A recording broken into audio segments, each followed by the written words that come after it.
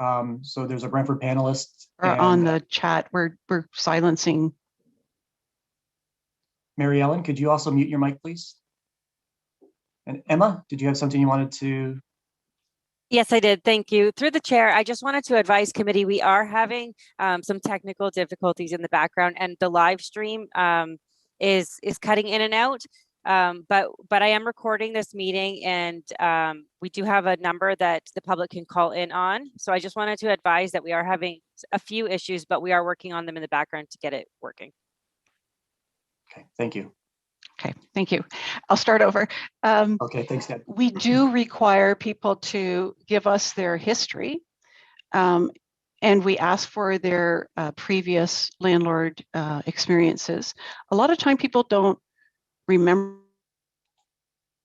It's sometimes blank, so it's not a requirement. We won't hold their application back if it's not completed, and it's not a requirement under legislation that they have to do that. It would be nice to know. So we have inconsistent data. It's not helpful across the board.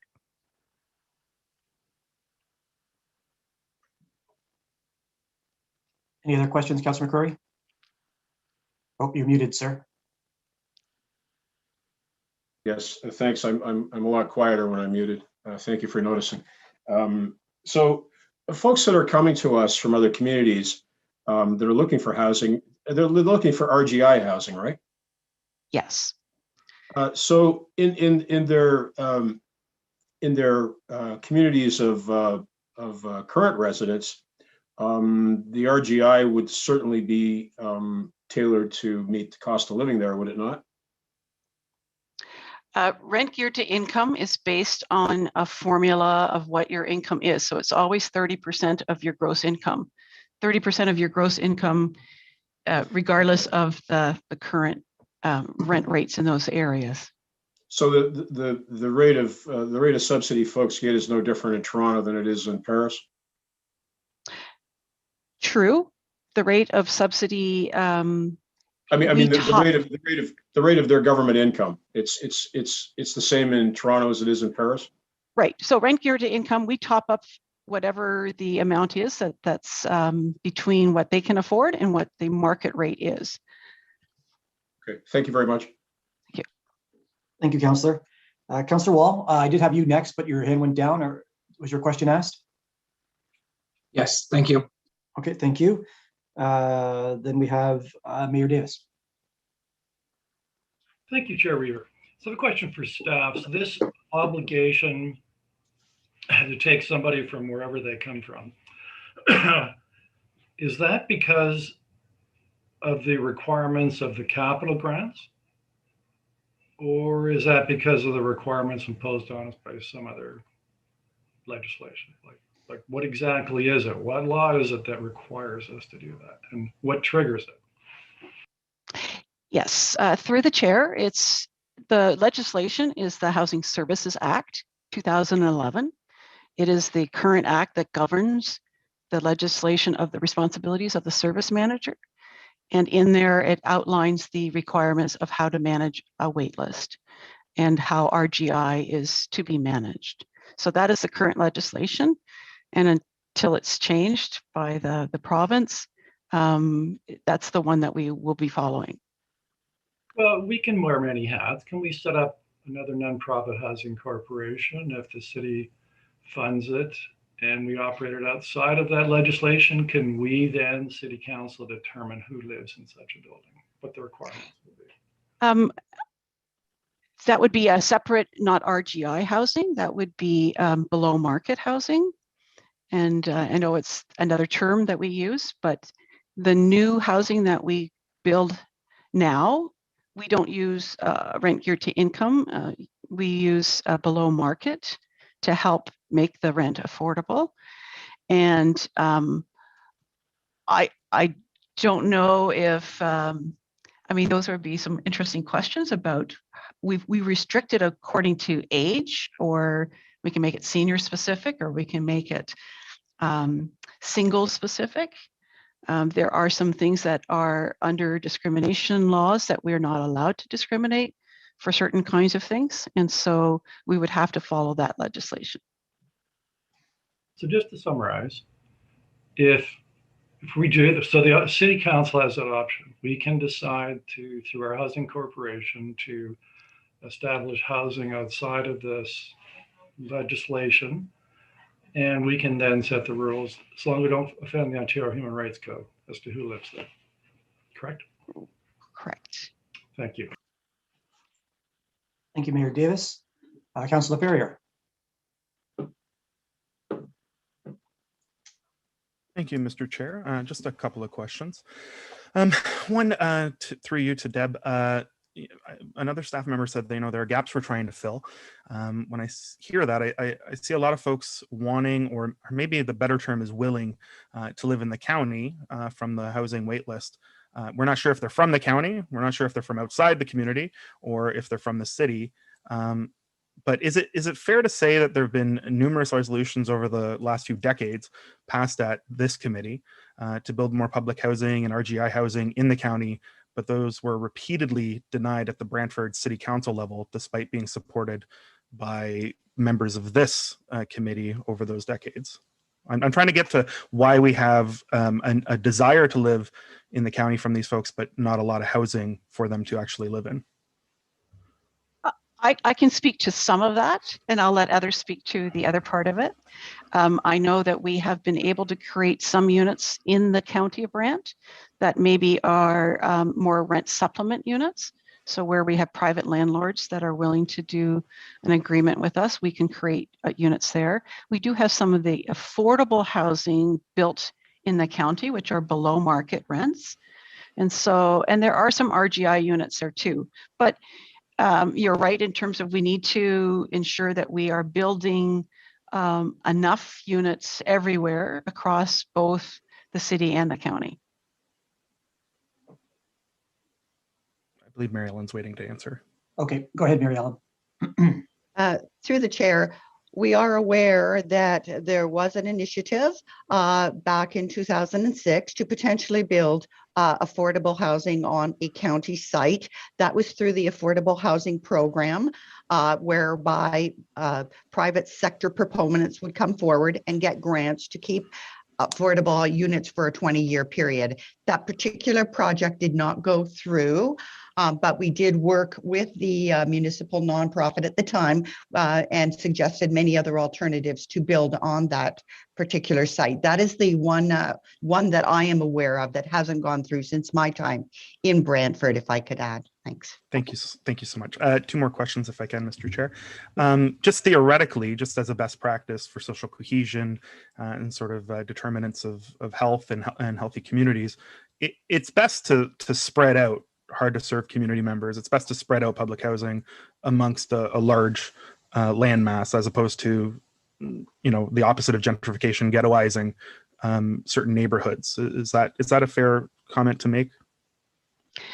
Yes, through the chair, we are at this point, what we're doing when we're building new housing is we're trying to do what we call mixed income housing. And we are encouraging that wherever we can, where we can add affordable units within a larger build that might have market units or below markets. So we're trying to mix the income up. The old model was to actually put all the rent geared to income units into one building. The other place where we have a bit more flexibility now as service manager is that we can, as we are building more of our own units, we can move some of our RGI units out of the 100% buildings and move them to these new units that we're building to allow for market units to be there. So again, trying to create mixed income units, housing. Yeah, no, absolutely. And spreading it out over large areas of the community makes sense as well. You don't want it all in, say, Ward 5 in Brantford. Growing up at Fatima, I saw that at Slovak and grew up in a place like that in Sudbury. So I see the issues there. And I guess my last question is jumping off of Mayor Davis's question.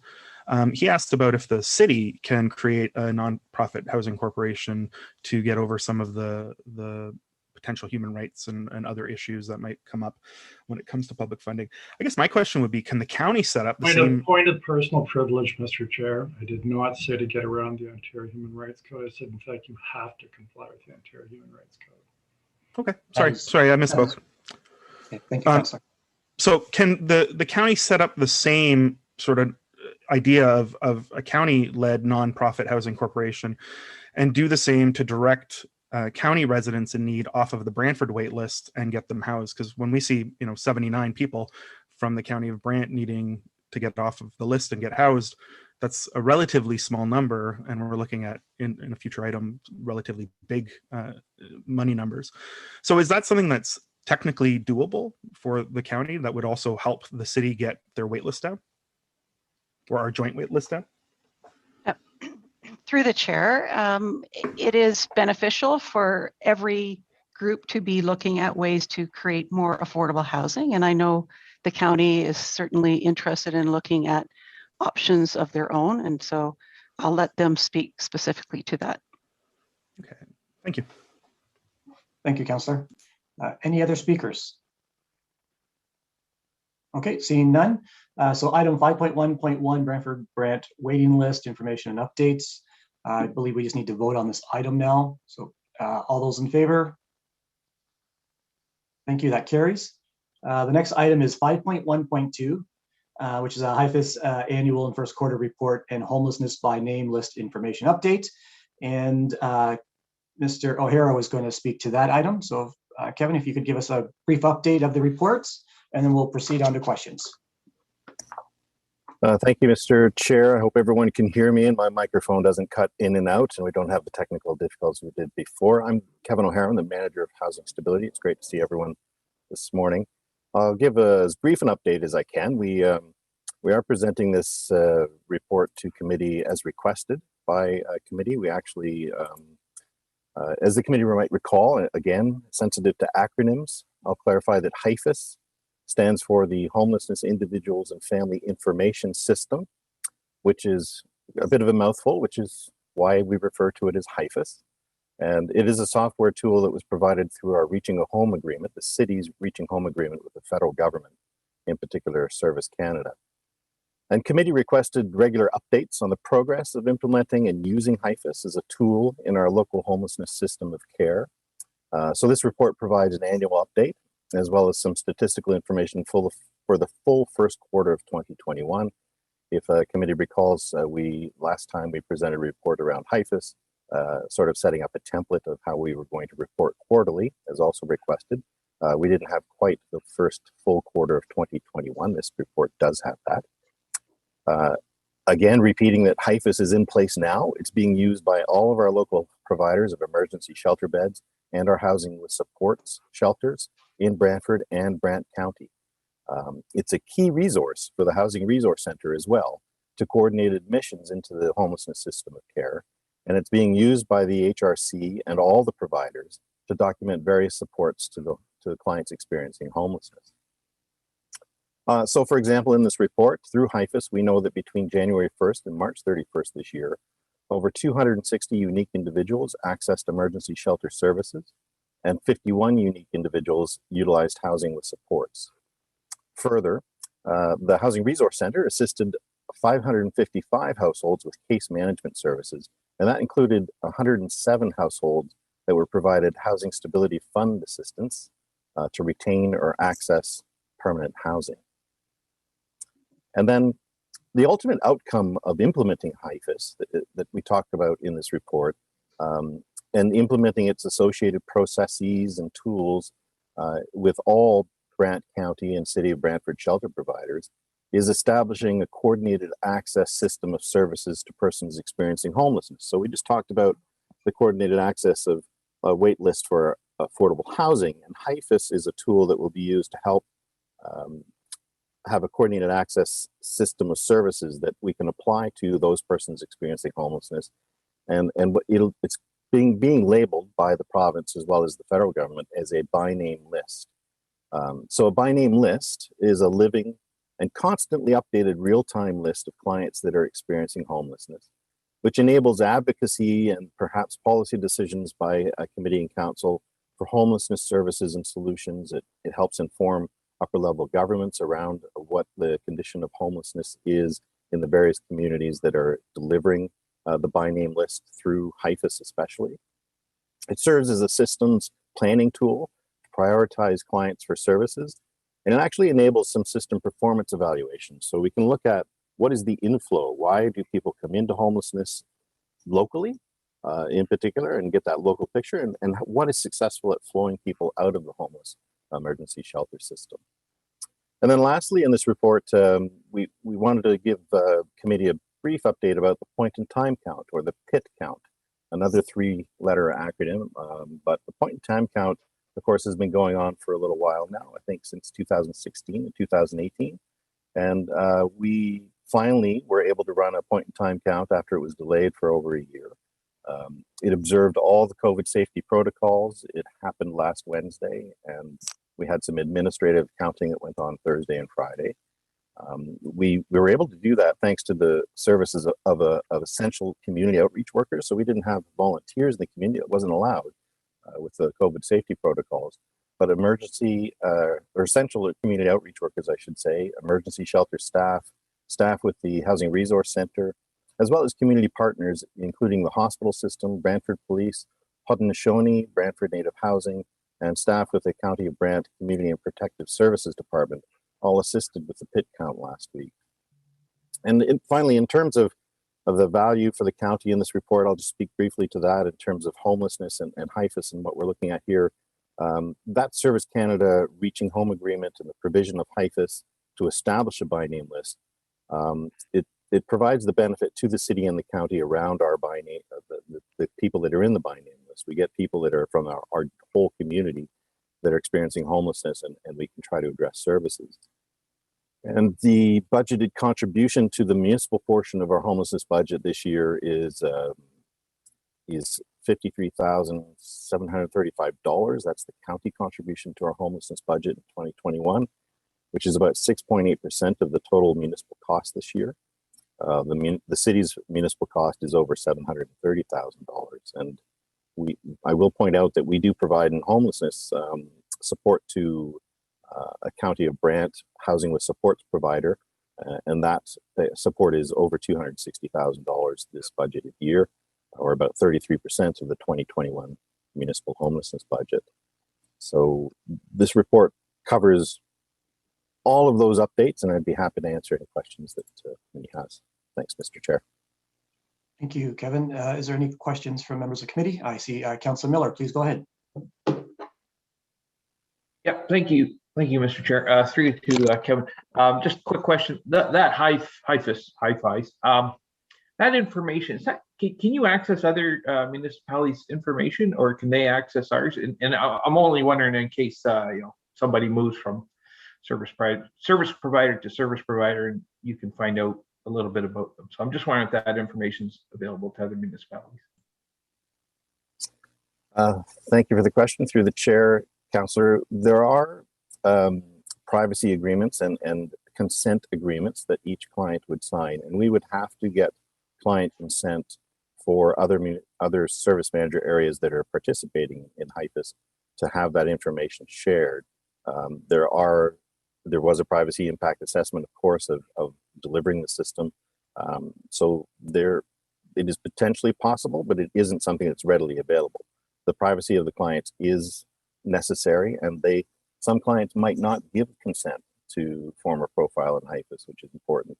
We do everything we can to try to ensure they do give consent so that we can make those strategic decisions to help support them and their needs.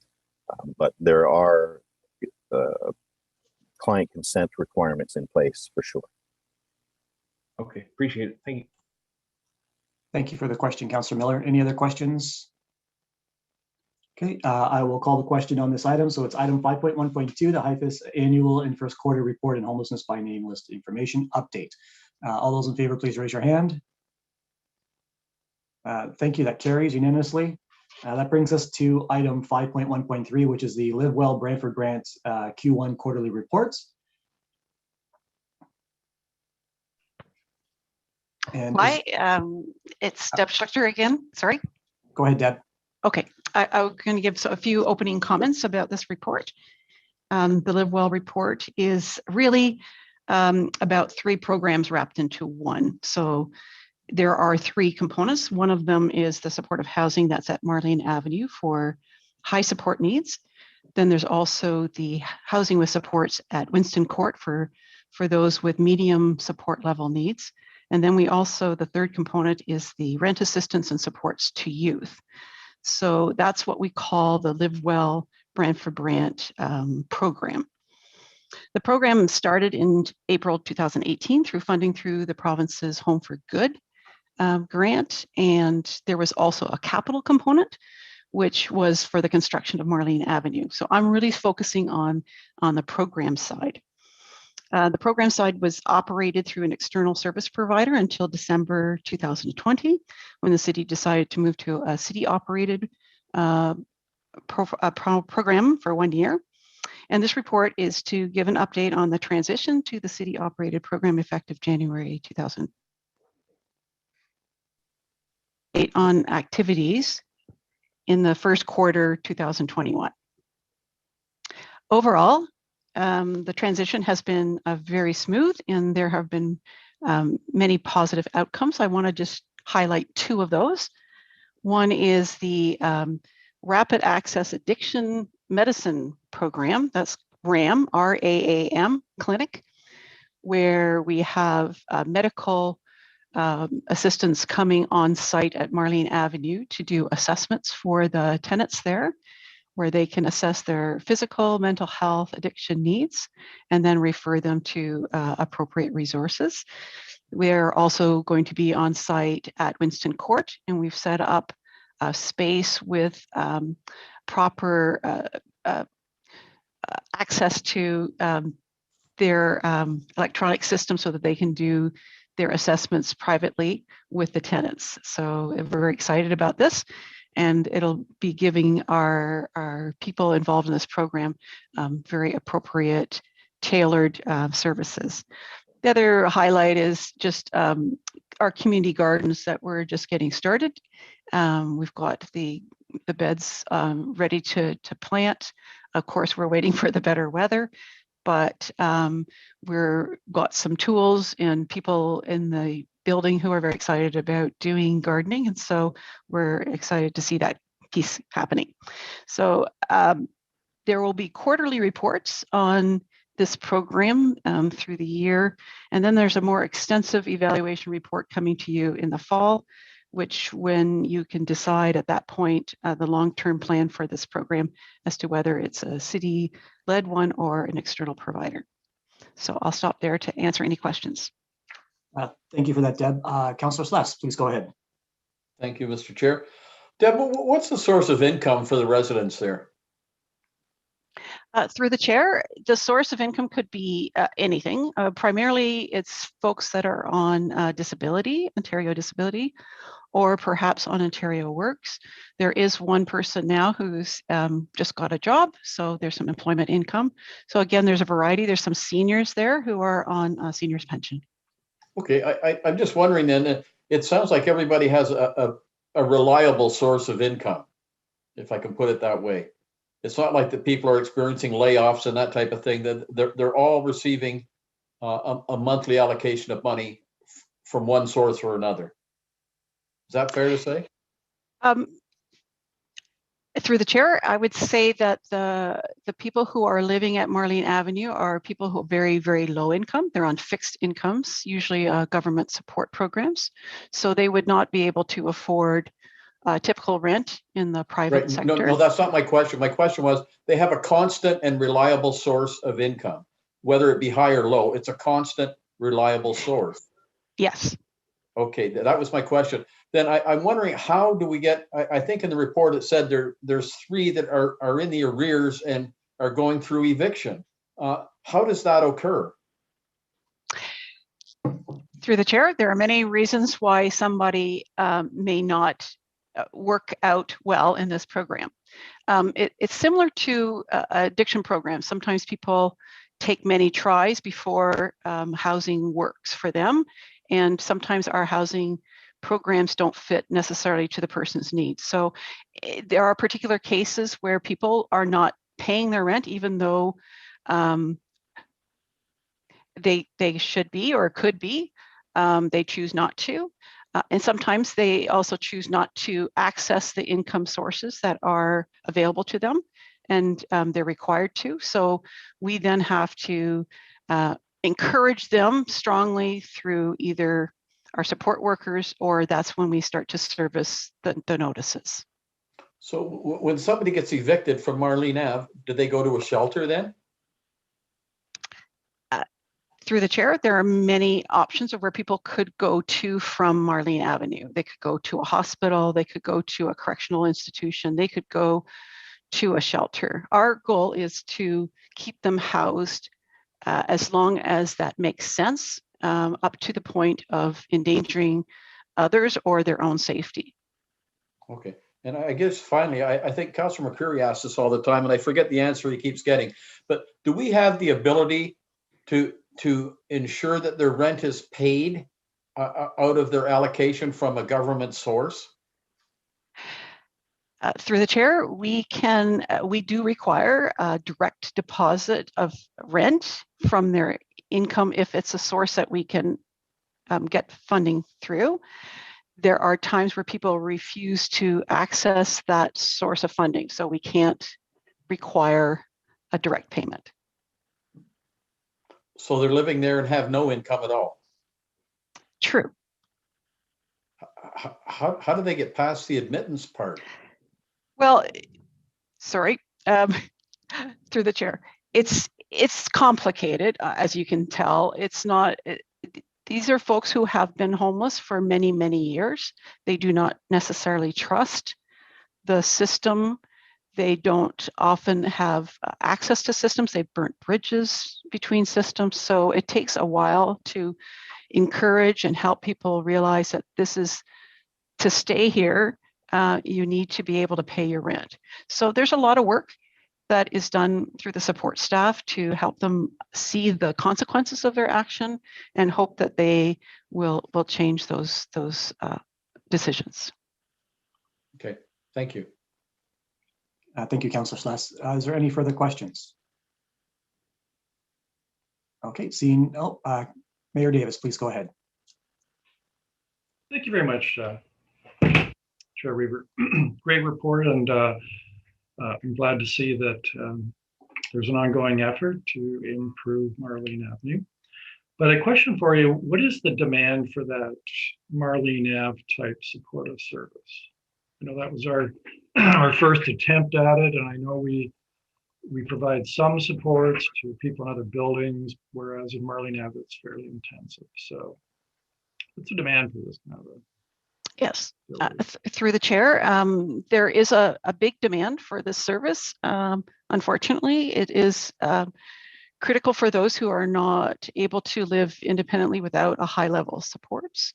So there is a wait list currently for Marlene Avenue that we have had for the last year. We have not gone out to ask for more referrals at this time because we know there are a lot more folks out there that would like the service, but because of the very slow turnover, we're not trying to enlarge the wait list and have people wait there for a long period of time. So we're using the current wait list that's there.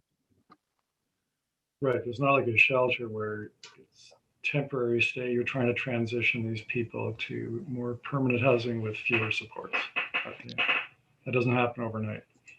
Right. Right, okay, thanks. Thank you, Mayor Davis. I seen Mary Ellen pop up. Mary Ellen, do you have anything you wanted to add? Yes, thank you. Through the chair, I would also like to add to Deb's question a little earlier in terms of the eviction process. 2 points I wanted to make. If an individual does not have income within that building, support staff will work very closely. It is believed that every individual does have an income. But I also wanted to state that this is a building with wraparound services, very, very specific to the individuals in the building. Work very hard with their very specific needs. And evictions per se on arrears would not be something that we would pursue. We would look at other avenues to help that individual to be able to make their stable rent payments and kind of help them move on. The only time we would ever look at an eviction from that building is if they were endangering the life of others in the building. So I just wanted to make that point. Arrears would be something that we would work very, very closely with. There are dedicated staff within the building that do wraparound supports in all areas, mental health, addictions, certainly credit counseling, anything they need to keep them housed. The intent of that building is home for good, and that's our process. Sorry. Thank you for that, Mary Ellen. And thank you for the questions, Mayor Davis. Councilor McCrory, please go ahead. Oh, thank you, Mr. Chair. Well, God bless you folks for dealing with these folks we've got in that building, because you know, I guess it's a marathon, not a sprint, and you're not just turning people around. I think in some cases you're saving lives, right? So I see some real progress here from when we first opened, and I see that staff's been very responsive, and the contributions of staff and committee members from both communities, I think, has made this a real success. I do want to ask you a question with respect to the origins of the folks in there. Are the folks in there representative of the numbers that we saw in the prior report, with a significant number of these guys being from outside our two communities? Through the chair, we are now part of the HIFIS system. So all the tenants in Marlene Avenue are now connected through the HIFIS system. And so we are able to do that kind of layer of examination, but everybody who's in there currently has come through a service in the city of Brantford or the county of Brant currently. So they've come directly through those programs to us. Where they came from before that, HIFIS may be able to give us a bit more information. I wonder if you might also provide that to us in a memo at some point, Deb. It'd be interesting to know. You know, anecdotally, we hear about how folks come to be in the city of Brantford, and that they're, you know, in some cases they're moved on from other communities, and you know, whether or not we choose to act on that's one matter, but it would be good for us to know the origins of these folks, so that we have some valid statistics. Thank you. Thank you. Thank you, Councillor. Any further questions on this item? Okay, with no other questions, I will call the vote on item 5.1.3, which is the Live Well Brantford Brant Q1 quarterly report. All those in favor, please raise your hand. Thank you, that carries unanimously. And that brings us to item 5.1.4, which is the housing development progress of the Affordable Housing Action Plan and the Housing Master Plan. And we do have an amendment for this item, so I'm going to entertain that amendment after all first-time speakers have that opportunity, if you want one. So with 5.1.4, we'll ask staff to give us a presentation on this. Thank you. I'll get started and then I'll hand it over to Mary Ellen. So through the chair, this report provides an update on the Affordable Housing Action Plan and the Housing Master Plan and the progress that staff have made in the new and proposed affordable housing development to date. The Housing Master Plan, as you know, outlines a bold goal of creating 506 new municipally owned units over the next 10 years. The Mayor's Housing Partnership Task Force identified and mapped properties owned by the city and the county that may be suitable for affordable housing. Today, staff is seeking direction to proceed with the Trillium Way development, subject to the finalization of the city and county capital and operating cost sharing agreement. And as you're aware, the respective CAOs, Mr. Hutchings and Mr. Bradley, are working on an agreement to provide to the committee and to councils for final agreement. And Mr. Hutchings is here today to assist us with answering any of those already asked questions and any other questions that the committee may have of the cost sharing agreement moving forward. And with that, I'll pause and I'll turn it over to Mary Ellen to provide an overview of the progress to date on our master plan.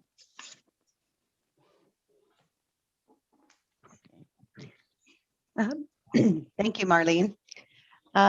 So through the chair, I'm just providing an update on the balance of the report. So I'd like to start with the Housing Master Plan that was developed in 2019 really focused on the development of municipally owned and operated housing. That is that whole, and you've heard it before, the acronym RGI, the rent geared to income components. The affordable units, which would meet the needs of those mid-income earners, and potentially some market units within that build to make it sustainable wherever possible.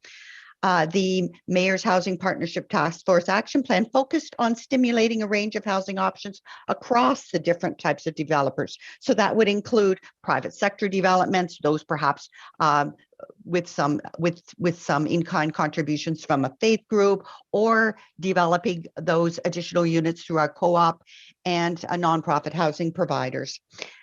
Deb has already covered some of the housing need, which was the impetus of the much needed affordable housing for the residents of our region in total. So there's a great need, and we've already identified that. So the progress so far, the housing master plan included plans for a minimum of 506 units between the years of 2020 to 2030. The projects that I'm going to highlight today total 179 units that are completed, underway, or are being proposed. It's important to note that if all these units move ahead, we will have completed 35% of our 10-year capital goal. We've also included additional units, the additional units that we haven't yet accounted for in our multi-year capital plan.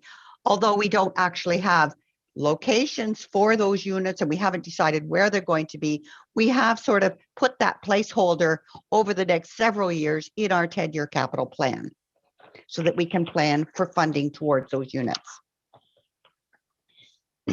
Staff are very mindful of Social Services Committee direction to explore and pursue funding opportunities. And the big issue for us is that to date, there has been no construction ready land. So that's something that we have to alleviate in order to apply for grants very, very quickly. We need that construction ready or shovel ready land. That generally has been a requirement of any grant that's been put out there. We did apply for the Rapid Rehousing Initiative in the amount of $7.3 million, but should note that 50% of the $1 billion that was allocated for that program went to the larger municipalities. So then we only became eligible for 50% of that funding. We were advised that we were advised that we did not get the funding at this time. We are on hold. There's not been a definite no, but it was on hold. What actually happened was that Canada Mortgage and Housing received $4 billion in grant requests and only had the available $500 million left. So a project that's on hold.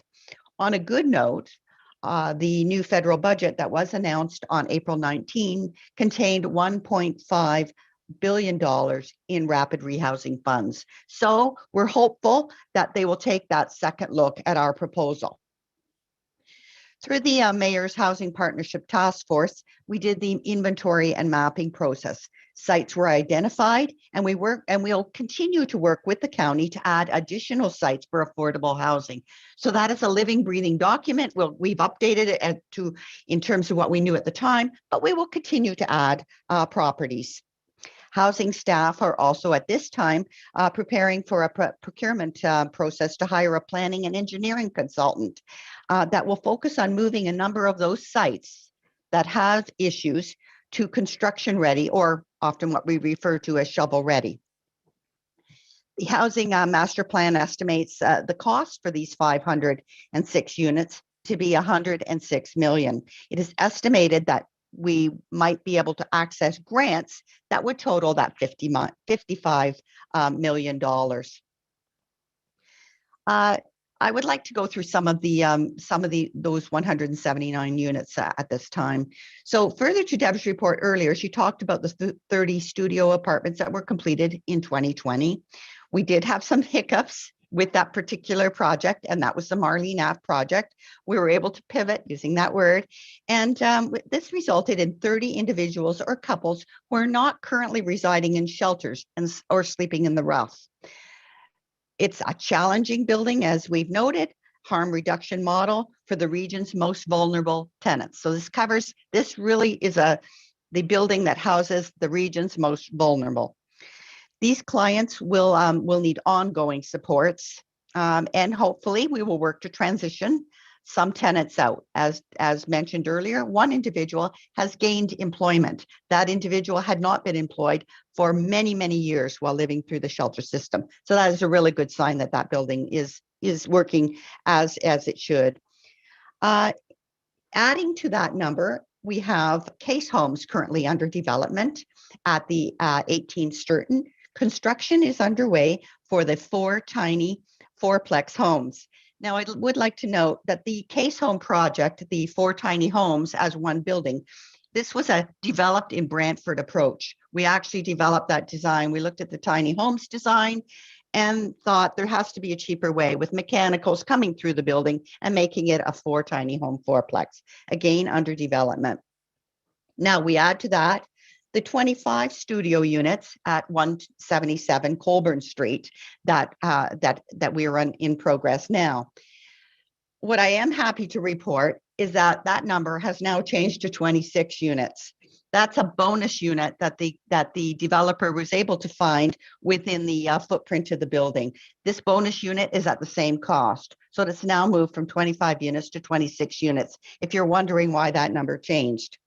We have received the design and we provided proposed feedback to the developer, and there may be an opportunity for some additional unfinished space within that particular building, which would give us an opportunity to complete at a later time. We don't know if that's the case yet, but we're certainly working towards that. These particular units at 177 Colburn Street are for homeless individuals over 55 years of age who are homeless but do not require the supports to live independently. So it's not the same clientele. They would have less needs than those living at Marley Nav. They would not need ongoing supports to be able to live independently.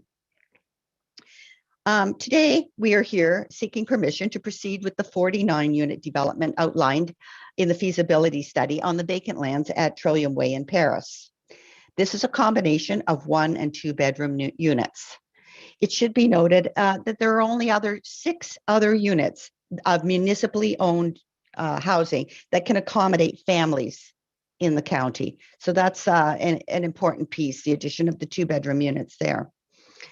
As we know, there are unique challenges in every build. Every build is difficult and has its own unique challenges, starting from the preparation of the land right until the time that the clients enter the door. Lastly, we are proposing 71 unit build located at 346 Shellards Lane. This property, the estimated cost would be $17,750,000, and this assumes no cost from the land. This particular building, it's very important because we're hoping to be able to fund this building from city-owned lands, from the sale of city-owned lands, including the Arrowdale property, the 282 Stanley Street former Arrowdale property will go towards the Shellards Lane build. So that's very encouraging to help us get those units off the ground. So in closing, there are 179 units completed in various stages of development or proposed. And this would provide for that much needed and affordable housing for the households and individual in our region. There are more builds to come. As I've indicated earlier, we have put that placeholder within our capital plan, and we will be working to have shovel-ready land to attach to those placeholders in that capital plan. So we are on target to complete those. The issue is, of course, being able to fund it, but that's in the works. So any questions? Thank you very much for that. Just before we entertain questions, what I thought would be appropriate, this is a very long staff report with lots of motions in their staff report. So I'm going to read through this first, just so for the viewing public. So this is item 5.1.4, housing development progress of the Affordable Housing Action Plan and the Housing Master Plan. A, that report number 2021-338 regarding the progress of the Affordable Housing Action Plan and the Housing Master Plan be received. And B, that conditional upon the city and the county finalizing a mutually agreeable cost-sharing agreement, which governs the appointments of operating and capital cost relating to social and affordable housing based on population, when the creation of a new affordable housing development on city-owned land at 170 Trillium Way, Paris be approved. And I, that the Trillium Way affordable housing development is approved, that if the Trillium Way affordable housing development is approved in accordance with item B above, then the general manager, community service and social development, or her designate, be authorized to execute all documents reasonably necessary for the implementation and execution of this development, subject to such documents being within existing budget allocations and being approved as to form by the city solicitor or legal counsel, and being approved as its financial content by the city treasurer.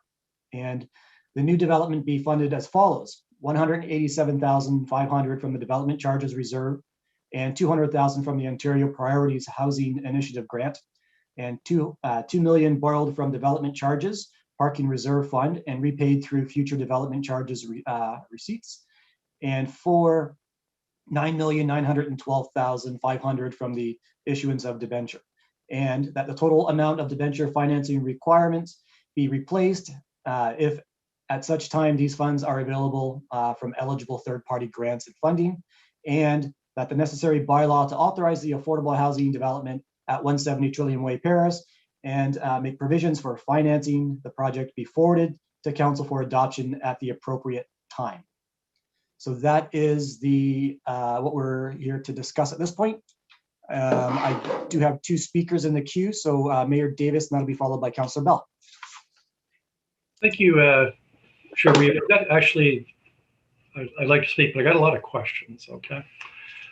First of all, I'd say to staff, glad to hear that you're spelling out how we're using the Arrowdale sale proceeds, which are going to be used to construct a brand new project on development on Shellard Lane. Question for staff, the Arrowdale resolution also calls for property tax revenue from the portion of land that's being sold is to be allocated towards housing. I think there was an estimate of about $10 to $11 million over 10 years.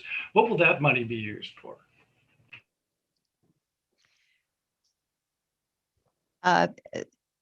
Through the chair, as we've indicated a little earlier, we have placeholders in our 10-year capital plan for the balance of those units up to 506. So that money is very much needed to be able to build the future affordable housing that we've not yet proposed. So we've certainly targeted that money towards additional much needed affordable housing for the citizens of the region.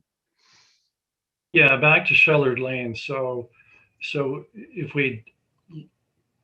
City Council could decide to, if absent some kind of agreement with the county, we could decide to utilize one of our nonprofit housing corporations to construct that building.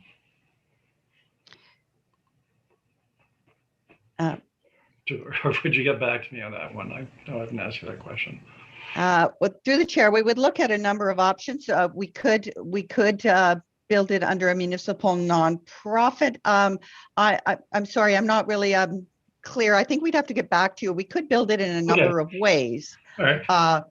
But generally, we've built new city housing so far as a separate entity. We didn't tie them into the municipal nonprofit, or certainly not the local housing corporation either. I mean, our only requirement is that we continue to sustain those 1,446 service level standard units at rent geared to income, that RGI level. So we have some leeway in how we construct. Sure. And going over to Trillium Way, that's a big part of your report. Who owns that property? It is owned by the city of Brantford. City of Brantford is the sole shareholder. It was previously Local Housing Corporation's lands that were downloaded from the province in 2001. All right. So, absent some kind of agreement with the county, how that's going to be used, ultimately it's City Council's decision. that correct? Yes. Yeah, okay. And I guess, you know, I'm concerned, Councillor Ferry expressed concern that, you know, there hasn't been housing built in the county, which actually you got to realize up until 2000, it was the province of Ontario that decided where developments would be situated, not the city or county. We assumed that responsibility in around 2000. So I guess I'm concerned about, you know, so what about, you know, where you heard earlier about Marlene Ave and the great demand for that and the success you're having, better management. What about establishing like Marlene Ave 2 in the county? What about that? Through the chair, we could actually look at that. I guess it would be fair to say that many homeless individuals or individuals requiring that level of intense support might actually move towards the city of Brantford where the services are located. So that might be a little bit problematic. Certainly could be considered, but the food sources are here through and services, mental health services and other services are all located primarily, I shouldn't say all, primarily located in the city of Brantford. And we see that movement towards the city of Brantford of those homeless individuals. We'll soon have a report on our point in time count. And you will note that there, I think very early numbers show that we are identifying more homeless individuals in the city and that homeless individuals in the county aren't there because they're moving closer to friends or services in the larger centers. Yeah, one last question, Chair Weaver.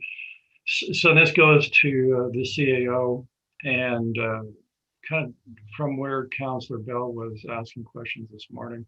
Is there any other area in Ontario where there are 2 tier 1 municipalities sharing housing and social services that are doing it based on this current formula? And what is the standard arrangement?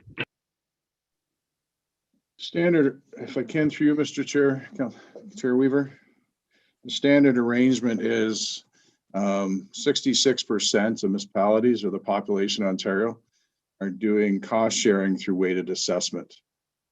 About 3% are doing it through population, and the rest are doing through mixed bag of us included, mixed bag. So of different caseload and mixes and things like that, but predominantly 75% of the population is doing it through population or weighted assessment. Thank you, Mr. Chair, for being indulgent to me. Thank you, Mr. Mayor. Councillor Bell, please go ahead. Yeah, thank you, Mr. Chair. A few comments and a few questions. Thank you to Mary Ellen and city staff. It was a very helpful report. It's good to know that progress is being made. It's a much broader report than just Trillium Way, which is at the centre of the recommendation. And as you might expect, I'm fully supportive of building additional units in Trillium Way. It's been long awaited by the community of Paris, and I'm glad it's in the queue ready to go, subject, of course, to an agreement on cost sharing. And section 9 really holds the key for that issue. Item B of the recommendation actually is very specific, talking about a key related to population. When the data we saw earlier today in the waiting list section really indicated a more appropriate key that could be used. And I would ask that the city staff prepare a plan for that shows the impact of using that key. I saw in section 9, item 2, that no plan has been identified based on that data. I think it's appropriate to show us a plan that is based on that data. In item B again in the recommendation, in section 10 of the report, you say the recommendation is not to proceed until a cost sharing agreement is in place. That makes absolute sense. I mean, that of course is the right thing to do. I'm just thinking about how we would, as the 4 county councillors, share this with the balance of our council.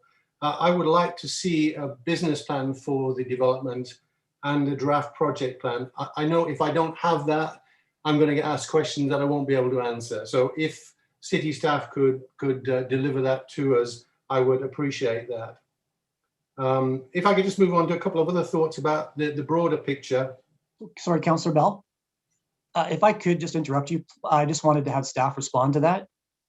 And then your first question too, I want to make sure staff understand what the question you're asking. So just make sure you get the information you're looking for. So just before the CAO speaks, could somebody make comment on Councillor Bell's first question? Perhaps you could ask it one more time, Councillor Bell, just to make sure staff. The issue is around the key for cost sharing. And I'm asking the question of why the distribution of applicants for housing, which shows a 5% call from residents of the county versus a 71% call of residents from the city. And I think the 24% that's from elsewhere, we probably just have to share between us in that proportion of 5 to 71. I think that's a more appropriate measure for determining the costs going forward. And I'd like to understand how the plan would look on that basis. Okay, thank you for that, Councillor Bell. So if I can, Brian, did you want to respond to that? I can answer that. Yes, thank you, Councillor Weaver. I mean, to Councillor Bell's questions, the short answer is most of it's calculated this way currently. The current cost sharing agreements we have with the county at the moment, social services is the anomaly. John Noble Home is shared by population. The Brant County Health Unit is shared by population. And so is paramedic services shared by population. 911 is shared by population. And even the drinking and driving committee is shared by population.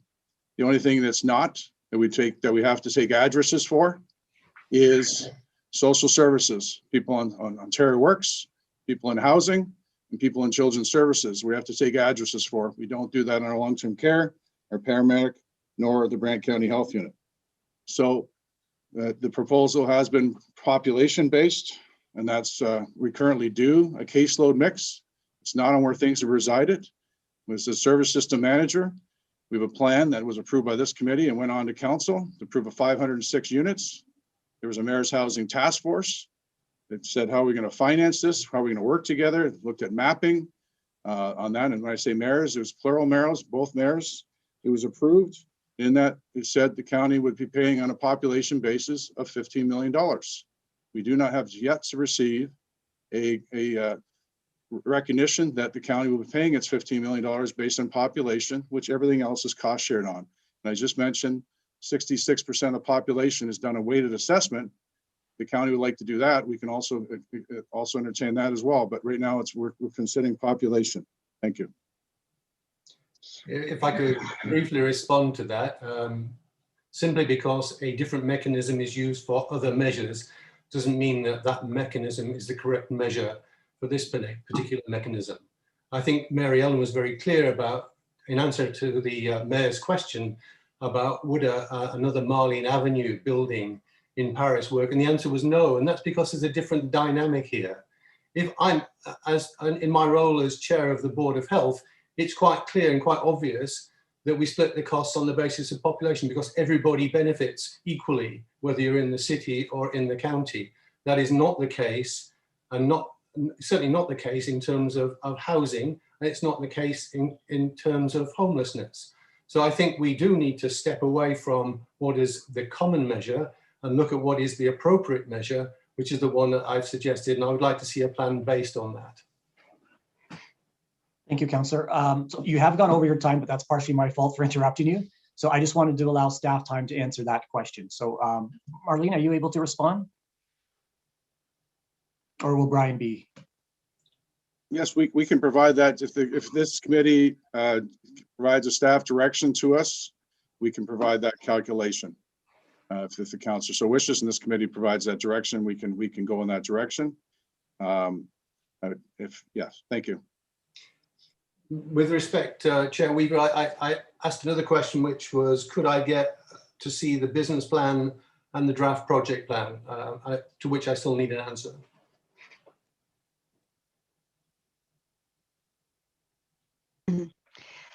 Through the chair, we could share the feasibility. There's been lots of work happening on Trillium Way. We are now seeking approval, but there has been much work that has happened to get us to this point. So we are working with the county already has the feasibility study. We are working with the planning department. So I guess we can send the feasibility study to social services if that's your wish. We do not yet have a concept drawing for the building. That is something that we would work on a little bit later in the process. But we do have a feasibility outlining all the costs and all of the work that will be required. And we're working very closely with the planning staff around other issues as well, the traffic circle and land swapping and other components that are part of this very complex build. Thank you, Mary Ellen. I have some more questions, Mr. Chair. I'll come back later. Okay, I'll put you back on the list, Councillor Bell. Councillor Miller, please go ahead. Yep. Okay, thank you, Mr. Chair. Question of clarification for you two, well, probably Brian or Mary Ellen. As far as the cost sharing agreements, they're silent on capital costs? Yes, the agreement that was signed in 2001 is silent on capital costs. So to me, okay, thank you. To me, it makes sense to include that as part of the conditions. Fully supportive of that. As far as capital costs go, I mean, it's been an evolving kind of thing over time. As we've already discussed, the city has taken over from the province in 2000, 2001. So a lot of those capital costs, I won't say were gifted, I guess, to the city back then. And any big projects that have occurred since then, there's been a lot of help, I guess, from the province or the feds as far as funding goes. So we see a lot of that capital costs were already taken care of. As far as the operating costs and cost sharing agreement, again, I'm okay with that. I'm supportive of that. But just to be clear, and CEO Hutchins can correct me if I'm wrong, but as far as we know, the first request to look at the cost sharing agreements came officially to us. It came in a letter to RCAO in March of this year, a month and a half ago. And we discussed this at our April meeting, so the very next cycle. Okay, so just so you know, and we did discuss in the camera, and we've got direction to our staff to to follow up on that. So just, I think for our city counterparts, they should be aware that that request came in March, and we've again dealt with it in April. So we are looking forward to getting on with those discussions. Okay. Thank you, Councillor Miller. We're going to go to Councillor Ferrier. It's his first time speaking to this item. Go ahead, Councillor. Thank you, Mr. Chair. Through you to any staff, probably a mixture of Mary Ellen and Brian, depending on the question. Very, very supportive of these builds. Again, in another life, I was one of the panel of experts that helped with the 10-year city-county housing feasibility plan, and very much in agreement with its goals. And I think this is a pretty good report.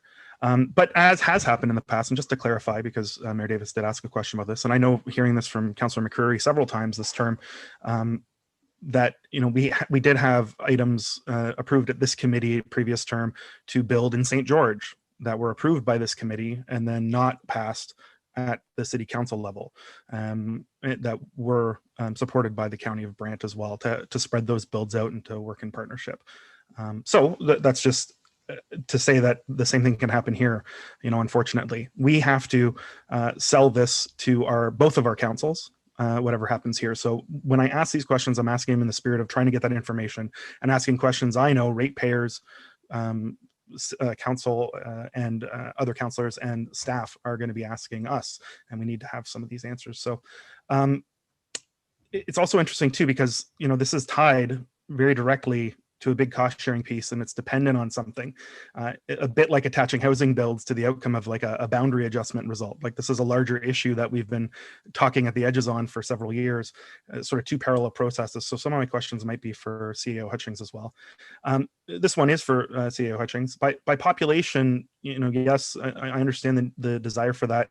But the other programs that you mentioned that are funded by population have different structures too. When we look at John Noble Home, the health unit, and paramedic services, which I chair, they have structures for decision-making and representation that are different and allow for both communities to have a different dispute resolution process than this committee has, right? This committee, if the city wants something and the county doesn't, well, good luck to the county, but the city's going to get exactly what it wants. It is changing that structure for representation and dispute resolution. Is that something that's on the table as well? Because that wasn't in anything that I had read. That's a very good question. It's also a very political question. Right now, I haven't assigned to do cost sharing, and I can't really, I'm here to bring facts and science. If this committee and my council and want to discuss governance as part of the contract, like in paramedics, there is a governance component in that contract. If they direct me to do that, then I can proceed to look at a governance component of that. Okay, so it's just that it's possible is really the question, and it is possible, not that it's going to happen, but that it's possible. The proposal as written doesn't ensure that if we're paying a percentage of capital based on population, that we see builds of new capital in both our municipalities that match that percentage. I know we won't ever catch up overall because there's so little in the county and so much in the city. But how can we ensure that county ratepayers get an appropriate for the cost amount of affordable, attainable housing in place in the county in the longer term? If my math is right, 27% of 506 future units would be 136 units. How can we get 136 units spread throughout the county? And do we have to make an amendment, another amendment to the one that's coming in order to look at how that might work? Or is that something that can be more about direction and about, future goal? I think there's just two answers to that, Councillor, if I can, through Mr. Chair, Councillor Weaver, Chair Weaver. There's two answers to that. It's number one, as you heard Deb Schlichter earlier talk about, we are the service system manager. We're the CMSM. That's a very important thing. I think many councils have lost that. In 2020, when that was transferred over to municipalities, that as the CMSM was a very big major component in DSAB in the north. We service a region. The region includes the county. And we have to look at the services and the needs in the county. And so number one, that's staff's responsibility. And I think there's you saw in the last 2 weeks, you've seen some goodwill from our new general manager looking at a staff committee where she's asked county staff to come on there and look at available land, both in the county and the city. And we can work on a housing plan with available lands. That's number one. Number two is this can be negotiated in the contract with the cost sharing contract that you'd like an allocation. So there's two ways. There's the CMSM routes that the staff have to do that under provincial rules to service the region. And number two is we can paper it in the contract. And one quick question and one maybe a little longer, but are there options for the county to fund the full municipal portion of the cost of the Paris or other county builds if the cost sharing agreement doesn't end up working out? Like, we can't control what the rest of our council says. And if they take issue and we don't get the votes for it, or you don't, because that could happen as well. Is there an opportunity to do that and have the city pay, the full municipal freight on city builds and the county pay full municipal freight on the county builds and still have a lot of housing and a lot of people off of the joint wait list in another way if the one doesn't work out or drags on because of politics, right? We do have Brant Municipal Enterprises and other groups that can operate as a not-for-profit, so. That's not usually a normative way that most regions run through CMSMs.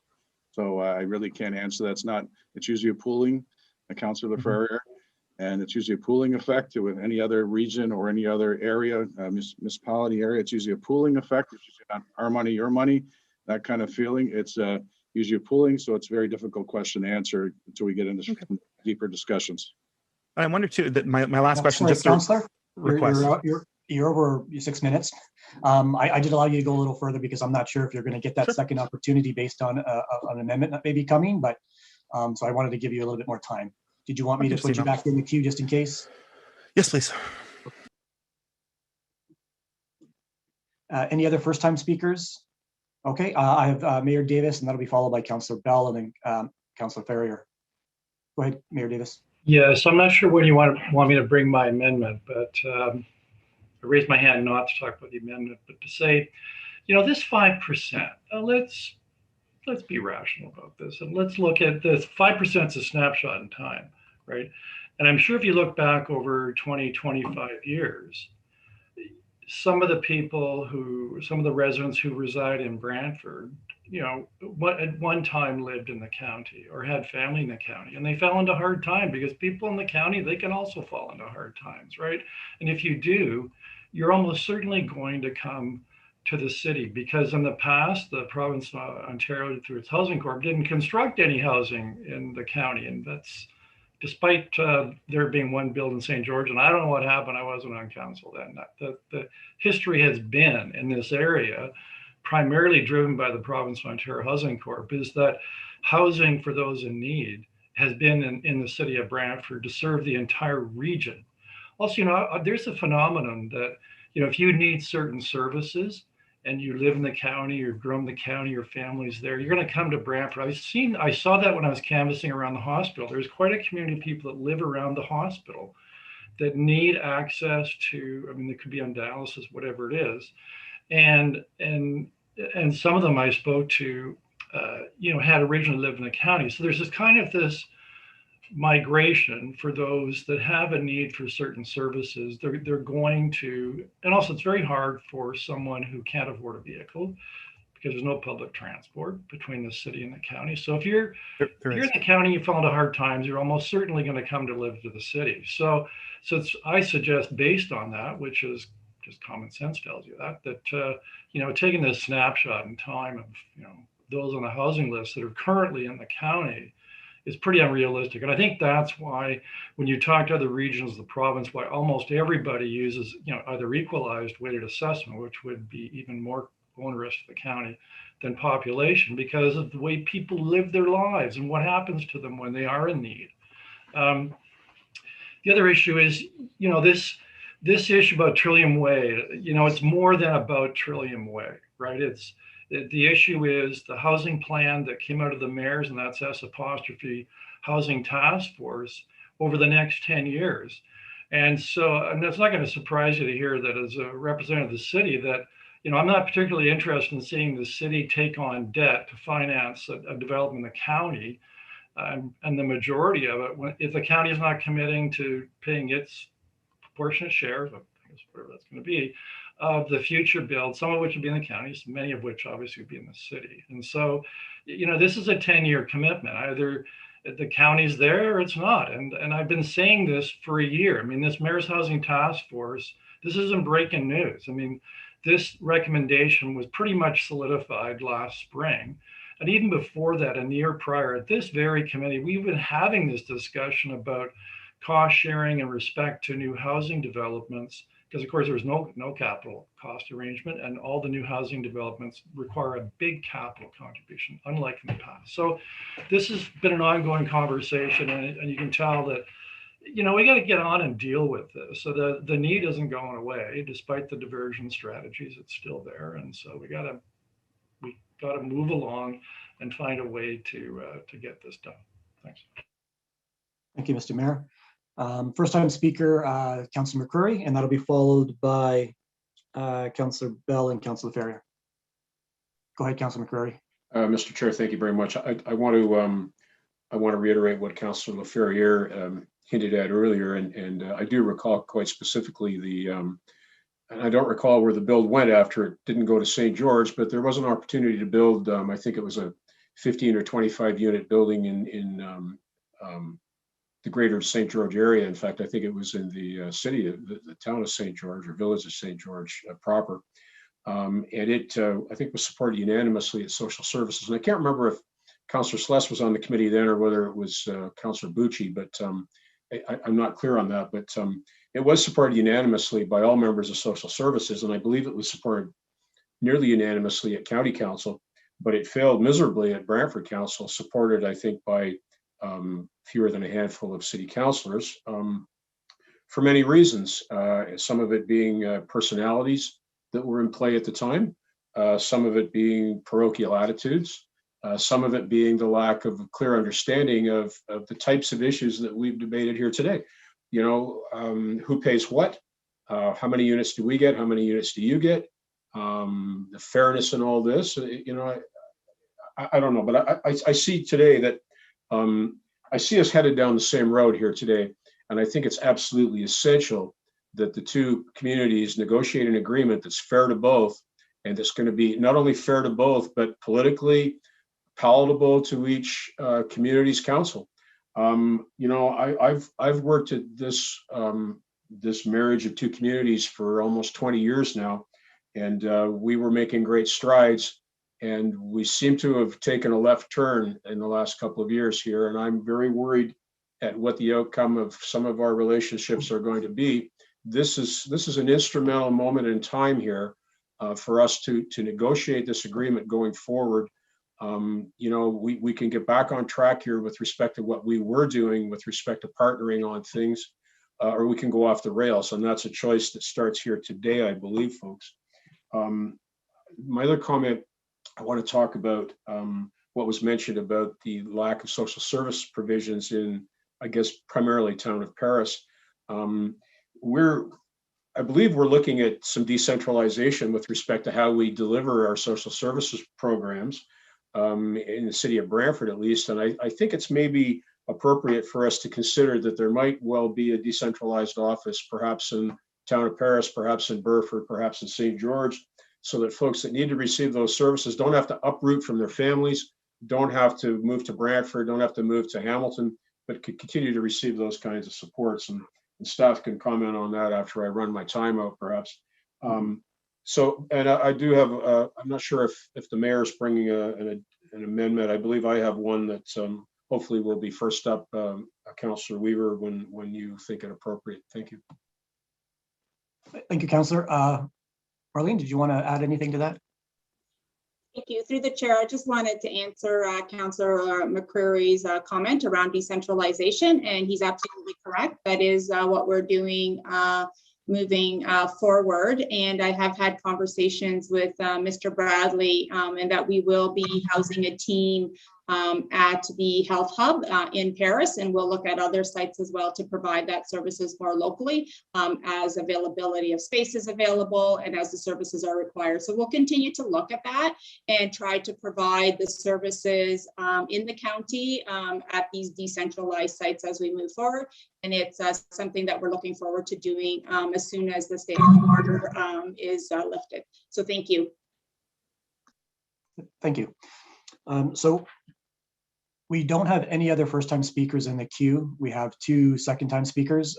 After first-time speakers, it is appropriate to move amendments, though. So if amendments wish to be moved, please raise your hand. So I see Councillor McCreary with his hand raised for his amendments.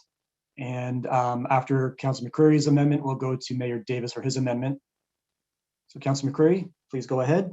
Mr. Chair, thank you. Well, further to my comments about you know, us having a fork in the road here, my amendment is going to be applicable to Clause B, and it's going to include language about having a finalized agreement in place by July 31st of 2021. And I'd be looking for a seconder. I haven't arranged one in advance, Mr. Chair. Okay, seeking a seconder with the raise a hand, please, for the second. Councillor Sless, thank you. And I'll continue to speak to this, Mr. Chair, if I may. You know, we've here in the city of Brantford, we've sold a pretty significant municipal asset, and we are fully committed to moving forward with affordable housing in a timely fashion. There's been discussion around this for quite some time. I thank Councillor Bell for indicating that it came to their council in April. But I think it's important for us to come to an agreement and come to it quickly so we can move along in this. And I think that both councils, I think that the members of this committee, comprised of members of both council, today would be well advised to pick a date that we can work to get an agreement in place. And I would hope that members of both councils that are on this committee today would do what I plan to do, and that's go to not only our staff, but our council members, and make sure that we have a position of solidarity going forward, and that we can sell to our councils the outcome of what the negotiations are going to be between staffs of both municipalities to come to this agreement, to move forward, and perhaps to see a new era of cooperation between city and county. Mr. Chair, thank you. So could you actually go on to your amendment? Your preamble, but I believe there was a date you were going to insert. Yes, I did. Sorry, Mr. Chair, let me reiterate that item 5.1.4 clause B be amended to include a finalized agreement date of July 31, 2021. Thank you for that. Is everyone clear on the dates? I do have speakers, just making sure we're taking speakers on the amendment at this point. So if you're going to speak on the amendment, please raise your hand. Mayor Davis did have his hand up first, and then followed by Councilor Miller. So Mayor Davis on the amendment? Nope, okay. On the amendment, no. So. Okay, we'll go to Councilor Miller then. Thank you, Mr. Chair. No, I'm not in support of the amendment. I am in support of us looking at the cost sharing agreements. It's interesting that the mover talked about he wants it done in a timely fashion. And my understanding is the city was aware that they, at that time, we went to a month-to-month agreement, and that was, well, 2 years ago, at least. And like I say, we just got notice of it recently, and we acted on it in one cycle. So I don't want to put a timeline on it. I think both councils are supportive of revisiting it, but to put a timeline on it, I don't think that's a neighborly thing to do. I find it personally offensive. I find it inflammatory. There's a lot more at issue. One of them was brought up. There are costs, but there's also governance issues I think that need to be looked at as well. I think July 31st is too tight of a timeline to get a proper agreement. And having been around municipal governance for a while, I do know that whenever you tend to rush things, you tend to get bad results. So I'm supportive of the motion as was presented, but not of the amendment. So I'll be voting against it. Thank you. Okay, thank you, Councilor Miller. So speaking to the amendment, Councilor Ferrier. Yeah, Mr. Chair, I have an amendment later as well if needed. Yeah, I understand Councilor McCreary's desire to see this happen quickly, but it's kind of interesting because I think it's really complex that way. I mean, Mayor Davis said that, you know, there's been diversion tactics, and I think he was saying on the side of the county, but for over a year, and people can look back at the tapes of these meetings, we've said make a formal ask as the service provider, and CAO Hutchings said himself, you know, we're the service provider. We can't, as the county, make up a bunch of numbers and then paste them on to the service provider. You know, we've been waiting for almost a year, or about a year, actually over a year, on that ask. I actually literally said almost a year ago, you keep talking about asking us to prom, ask us to prom, right? You know, we got asked to prom in late March, and it's early May. And you know, we finally have, you know, something concrete from the service provider, from just speaking from the county's perspective. And now it's like, let's hurry up, you know? And that I think isn't going to fly with the rest of our council either, right? It doesn't create the best opportunities for us to do this. So I'm not going to support the amendment, but it could still be supported by the majority of people here, because, you know, that's the governance we have, unlike, say, paramedics or John Noble Home or other places. So that becomes a bit of an issue. So I take a little bit of umbrage with that piece on diversion, you know, get on and deal with it sort of thing, when we've been saying the same thing for quite some time. And it's even things like to find out today that the city has a feasibility study on this project, but we've had to request it, ask apropos of nothing, if you have one, and then to find out you have one. I don't know who on this committee's seen it. I know county members of council haven't. You know, things like that would help us to move forward quicker, faster. But, even things like that are for whatever reason aren't sent to us. So maybe they've been sent to county or sorry, city council members on this committee, but they haven't been sent to county council members. So that becomes another example of a thing we have to deal with and discuss, and then go back and discuss with our group as well. So that becomes tough as well. So I can't support it because of those reasons, but I do agree in principle that, sooner rather than later, as we've been saying for almost a year. Thank you, Councillor. Marlene, did you have anything you wanted to add or answer any questions? Chair Weaver, I just wanted to let committee know that we have shared the feasibility study with county staff. So they have had it for a while. So just so everyone is aware, and it is available. So we're happy to circulate it if that's helpful. Thank you for that. Mayor, actually, Councillor Antosky first. I guess this is the amendment, so it's for everyone's first time. So Mayor Davis, please go ahead.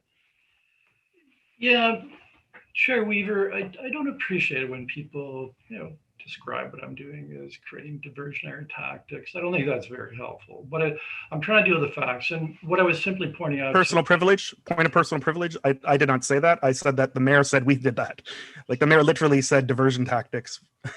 And I didn't say that he was doing diversion tactics. I was quoting him. Sorry. Okay, Councillor. So we'll move on. But so what I'm getting at is this, that I understand the response of the county has been, kind of more focused on Trillium Way itself and wanting further information, kind of the information you get when you run through a rezoning, so to speak.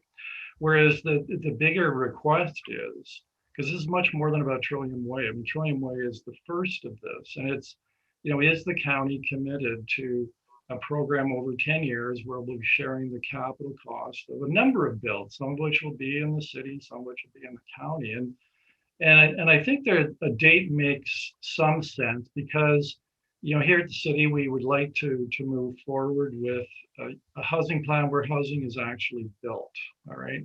And we move from the talking stage to building. And so, Trillium Way was seen as an ideal candidate as being one of the first builds. And it takes up a lot of time and attention for staff to deal with it. And if it's not going to be on, fine, then fine, we'll move on and we'll deal with other stuff in Brantford that some of which we're already developing. So that's really what this is about. It's about getting on with a housing plan that builds housing. And I understand the county has certain needs or concerns. And so I would say to the county, I think you can understand our desire to move ahead with this and start making progress. So is there another date that makes sense for you that I throw that out there? So thank you, Mayor Davis. Councillor Antosky, followed by Councillor Bell. Thank you, Chair Weaver. My question was in the same vein in terms of I wasn't willing to support it for July. I do remember the ask being, send us a formal request, and if that just was received in March, then I think that we have to be considerate of timelines, and we know our processes are not quick, and we need to get buy-in at the end of the day from our councils. So I was going to ask staff, what actually is as the mayor said, is there a more palatable date from this committee, and then we'd need to ask staff if that's a workable date from their end as well.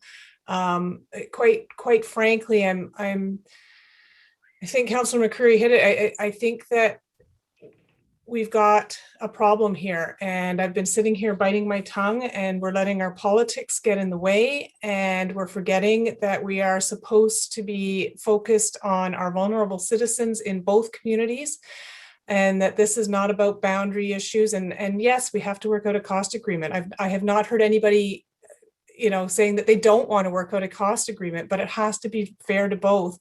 And we have to push the politics aside. All I'm hearing in the last couple of meetings is us, them, and we've got to clear the slate, folks, and we need to focus where the focus needs to be. And we have to put our maybe our political biases aside and start focusing on how we help this waitlist. I'm happy to see the waitlist down. I'm happy to see that we've got some builds. Our staff has done a fabulous job at moving us forward. We need to help them move forward, but we need to do that together. And the direction we're going right now, we're the ones slowing it all up, nobody else. And anyways, that's, I failed at biting my tongue any longer. So thank you, Chair, for your latitude. Thank you, Councillor. Just before we proceed, just a question to our CAO, Brian.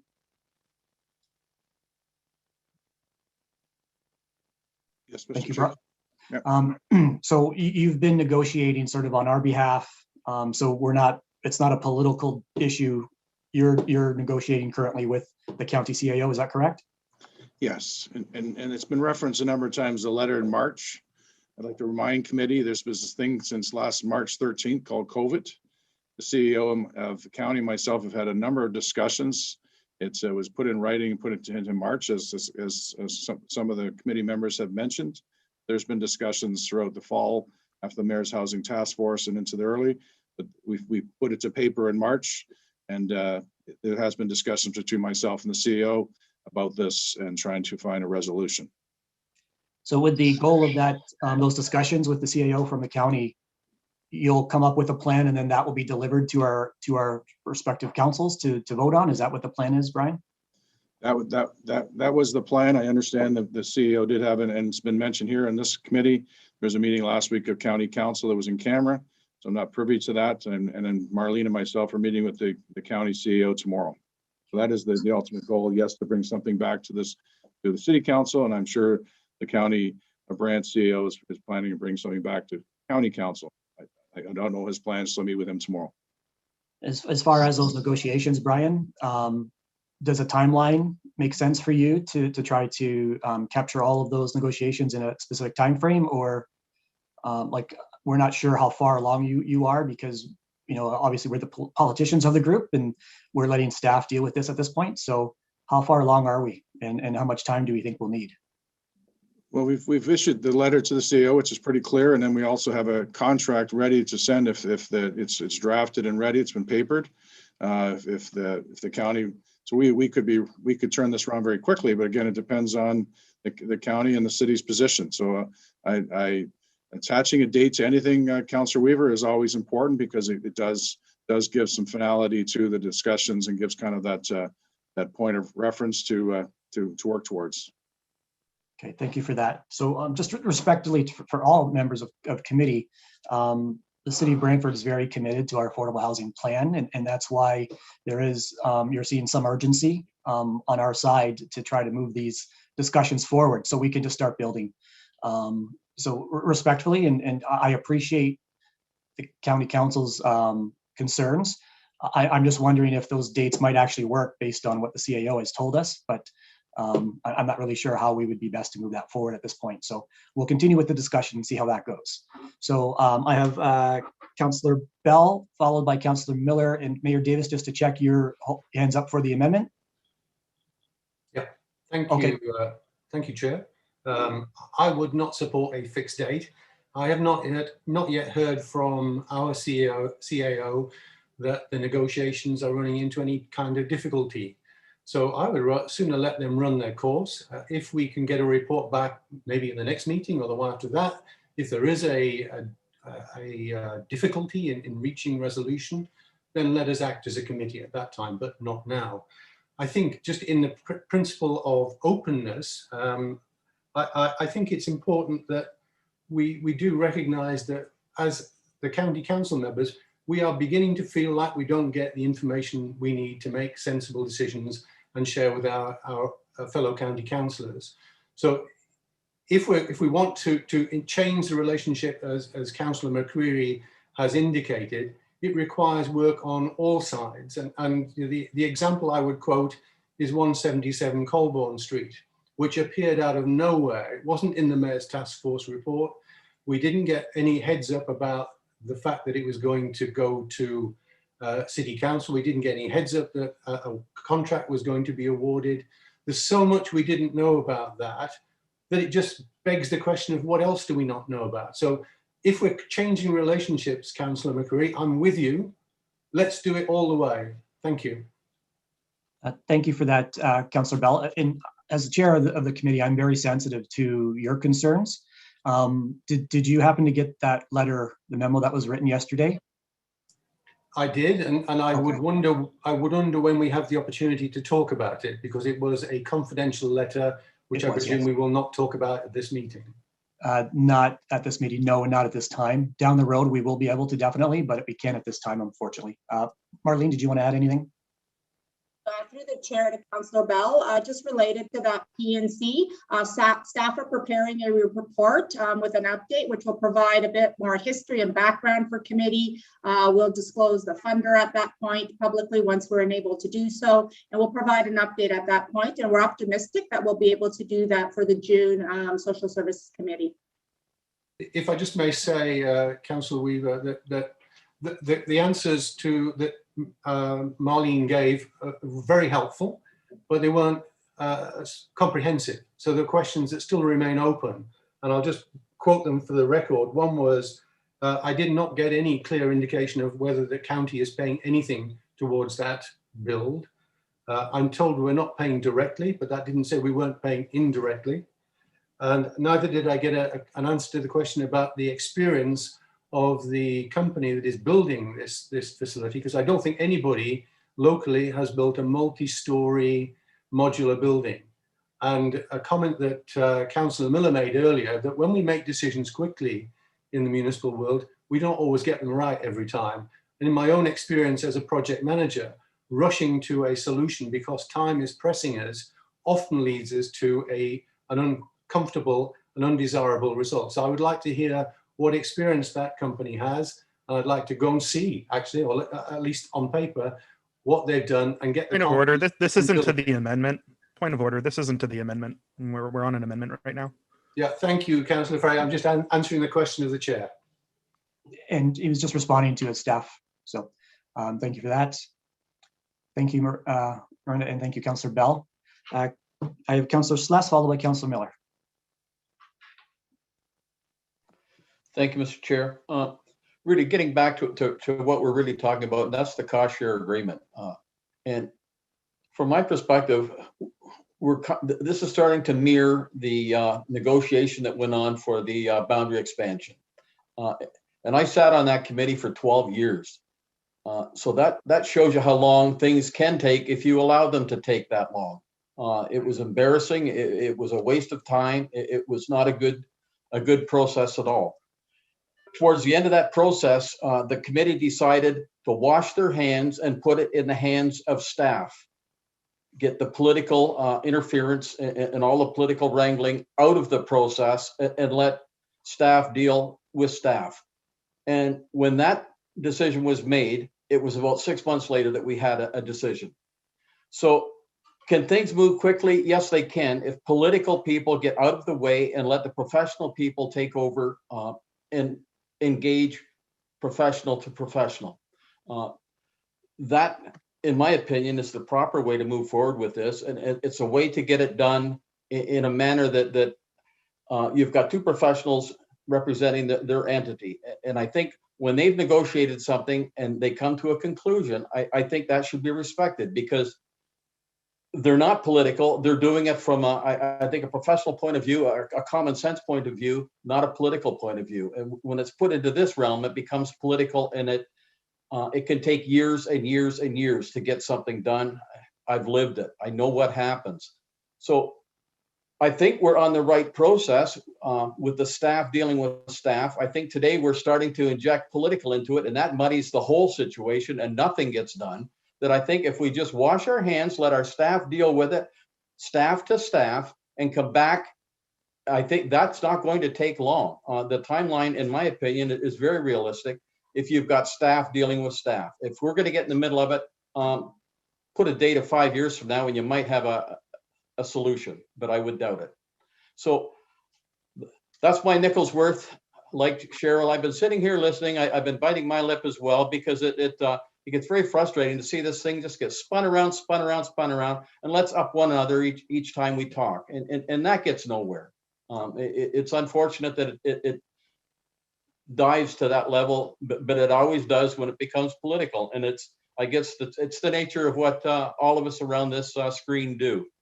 But if we give it to our staff, I think we'll see a solution, and I think it'll be a good solution for both communities. And I think it would come far quicker than us trying to discuss it here in a group of folks that are probably very entrenched on what they think.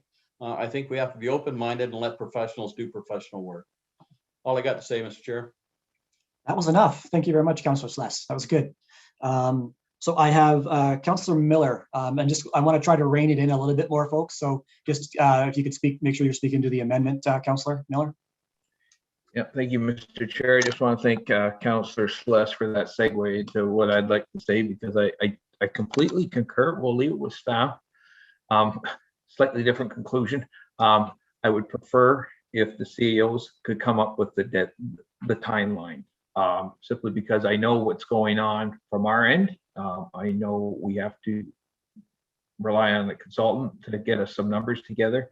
So I appreciate what the spirit of the amendment is. It's to put a firm deadline. I understand that. I also say too, Mr. Chair, that affordable housing, while I appreciate it's important to the city of Brantford, it should be noted it's important to us too. But at the same time, I'd rather leave it with the CAOs. I mean, even if we got a report back next week with a deadline, or next month that with a deadline, that's fine. But I don't, like I say, I'd rather not keep it so political, and that includes the deadline. And I'll leave it at that. Thank you, Councillor. Councillor McCreary. Mr. Chair, thank you very much. First of all, I'm going to ask that the vote be taken as a recorded vote. Okay. And I'm pleased to see that Councillor Miller has come around to some extent. He's now appreciative of the spirit, rather than, I believe he said, offended and inflamed. So that's the spirit of cooperation that I spoke to earlier, right? After a reasoned period of debate, we can deal with an amendment in a sensible fashion. And I'm convinced that this is the best course of action for us, to put a date to it. As was mentioned earlier, the annexation, as we call it, the boundary adjustment, as you call it, took years because we didn't establish a date by which we would have a conclusion. And you know, it may be that by that date we don't have a conclusion, and then we've got some other choices to make. But you can also presume that if our two CAOs don't believe they can achieve that date, they're going to come back to our councils or to this committee and say, look, we need more time, or we see it as a hung jury. So I think, excuse me, I think the deadline is an important piece of this puzzle. It channels our staff to work to a goal. It means that our councils both understand that this committee recognizes the importance of this issue, and that there should be a conclusion to it in a sensible and reasonable period of time. If we can't do that, then we'll come back and have another go at this and decide what the next steps will be. But I would hope that everybody would be appreciative of this today. Give our staff the guidance, the time frame that they need to achieve something that can come back to both councils to allow us to regain the sort of cooperative nature that I enjoyed years ago with my colleagues at City of Brantford and County of Brant. And I think back to some of the initiatives that Councillor Chambers and I worked towards many years ago. I'm hopeful that we can get back on track and that you know, channeling our energies to meet this deadline in July is going to offer good things for both sides of the county line. Thank you, Councillor McCreary. I have Councillor Sless followed by Councillor Antosky for their second time opportunity. Thank you, Mr. Chair. I would just like to ask our CAO, Mr. Hutchins, if he feels comfortable with a timeline of basically 3 months. Yes. Thank you. Thank you, Councillor. Councillor Antosky. That was my exact same question. Thank you. Thank you. So seeing no other speakers on the amendment, I just have one question for Brian as well. It actually might be better answered by Clerk's Department. I apologize, Brian. But so I think it's important for our committee to pick this date and support the date. However, what we would like, I think, is for you to have that conversation with the county And if there is a date change that might be needed, just to give you a bit more time, if you feel, the both of you feel that's needed, what would be the mechanism where we would be able to do that? Perhaps at our next meeting, I would suggest probably somebody that's going to be voting in the affirmative would be able to do a reconsideration, or is there another mechanism we could use? Emma? We could amend at council if we needed. That would probably be the best option. Okay. Okay, I appreciate that. So what happens if we amend and then the county also decides to amend and they change the date? What happens there? Councillor, this committee, Social Service Committee reports to council. So the county doesn't report to county council. Motions don't get approved at county council. They're only approved at city council. So I think that answers your question. It would depend on the city council's motion. Okay, it does. Thank you. Okay. So I see Councillor Toski, you already had 2 speaking opportunities on this amendment. Is an amendment to an amendment in order? Sure it is. I'm just wondering if to accommodate what we're talking about here, that we amend it to say something to the effect that we want a specific date, but that we send the CAOs away to double check that the date works and come back with us with something that's going to work on there, and to either agree on this date or set a new date.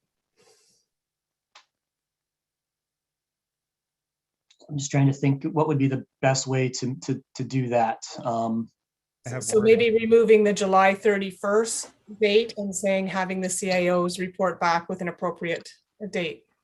Councillor, I would suggest we would have to defeat this amendment, and then you would have to move that because it's not really part and parcel to what Councillor McCurry is trying to do. Okay, fair. Thank you. Okay. So I have Councillor Ferrier for your second speaking opportunity on this amendment. Just to say that if this is defeated, I would be very happy to support and second what Councillor Antoski is talking about, something that is more along the lines of at a date agreed by the CAOs of the county and the city. And I think that would solve the issue without it being nailed down. We don't have our CAO here to ask him the same number of questions that we've been able to ask your CAO. And since both CAOs are handling this mutually, I still have to defeat or vote against the motion as it's written, but I would support and second Councillor Antoski's idea. Okay, thank you for that. Councillor Sless, you've already spoken twice. Did you have, oh, your hand was moved. All I wanted to say, Mr. Chair, is Mr. Hutchings is involved in the negotiation with the CAO in the county, and he's quite comfortable with this date. He would know the situation far better than any of us, so I'm comfortable with the date. Okay, thank you, Councillor Sless. So with that, we're going to call the question on the amendments. So all those in favor of the amendment, please raise your hand. Oh, actually, we did want a recorded vote. I apologize. Emma, could you please process the vote? Absolutely. Thank you. So all those in favor, please raise your hand and leave it raised until you hear your name called. Okay, Councillor Weaver. Sorry. Oh, there we go. Councillor Wall. Councillor McCreary. Councillor Sless. Okay, I believe that is all in favor. All those opposed, please raise your hand and leave it raised until you hear your name called. Okay. Emma, Councillor Miller. Emma, my vote was the affirmative. I thought you were canvassing us individually. Oh, sorry, no problem. I will mark you for affirmative in favor. Okay, thank you. All those opposed, please raise your hand and leave it raised until you hear your name called. Mayor David Bailey. Councillor LaFerriere. Councillor Miller. Councillor John Bell. Councillor Antoski. And I believe that is everyone. Thank you. Let me just add up the votes. One moment, please.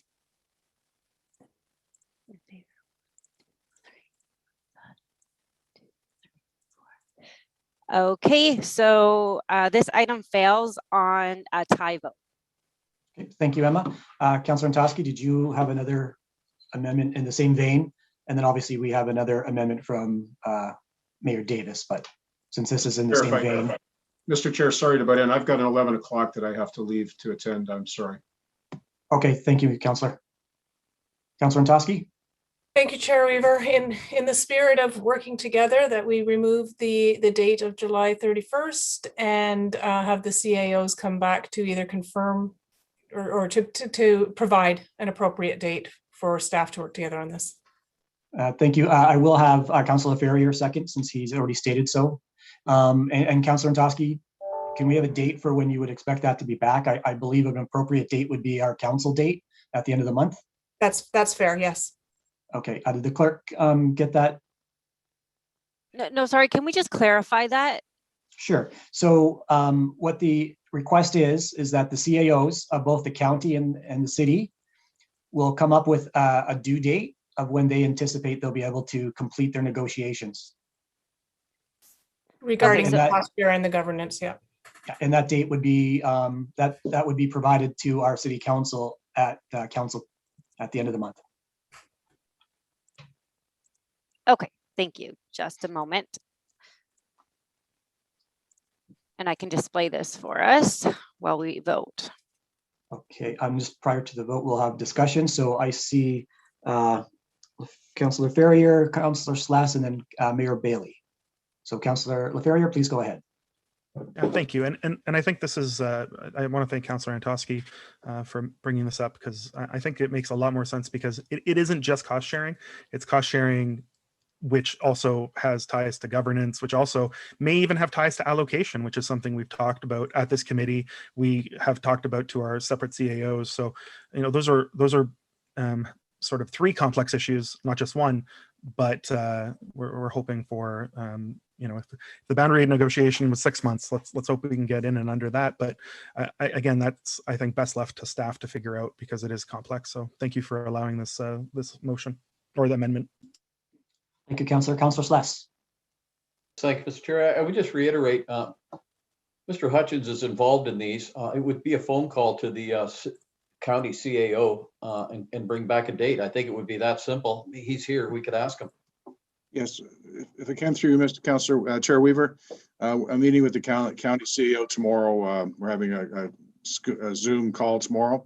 It's scheduled, so we can work on a date tomorrow. Okay, and I wasn't clear on the confirmation back from the CAOs. It was coming to, you said, to City Council on the end of the month. Yes, Councillor. What about the County Council? When does it go to them?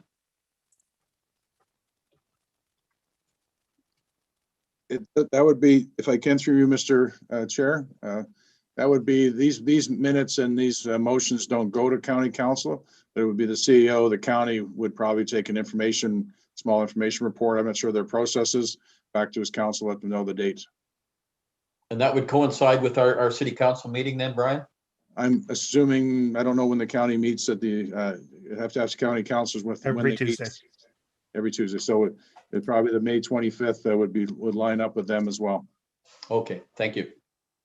Thank you, Councillor Slass. Mayor Bailey.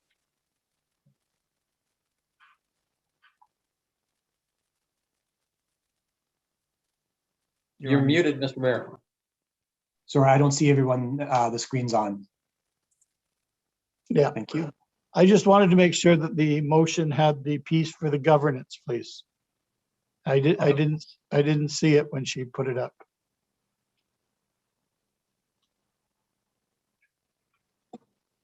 So thank you. You got that, Emma? And Councillor Ntoski, that was the intent, right? The intent is really the fulsome negotiations. Okay, thank you. And thank you, Mayor Bailey. So through the chair, Councillor Ntoski, if you see the amendment on the screen, can you confirm this is correct? That item 4.1 or 5.1.4 clause B be amended to include a finalized agreement by a mutually agreed upon date by the respective CAOs to be confirmed by City Council on May 25th. So Emma, I would like to make sure that we address Mayor Bailey's concern about the governance as well. Would it be appropriate to put that in there somewhere? Perhaps we, and I'll lean on CAO Hutchings a bit, but finalized agreement, including governance, cost sharing, and there was a third issue that we've talked about. Allocation. Allocation. Allocation, thank you. Yeah. Thank you very much.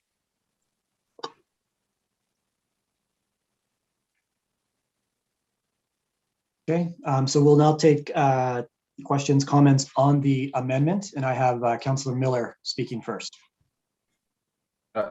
Thank you.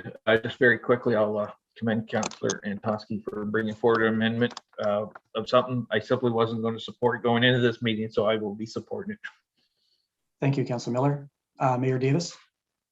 Yeah, I'm not sure what the amendment says. I'm reading it carefully. I think I understand the spirit. So if you can put it back up in the screen, please, Emma. Sure, absolutely.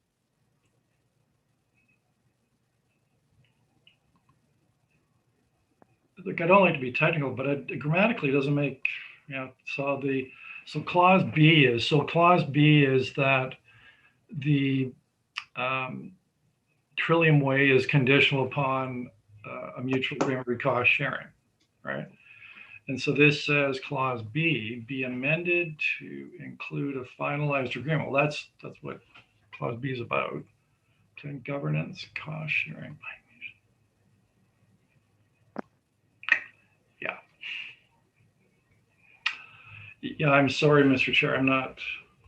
It's not making any sense to me. I think I know the spirit of it, but I'm not.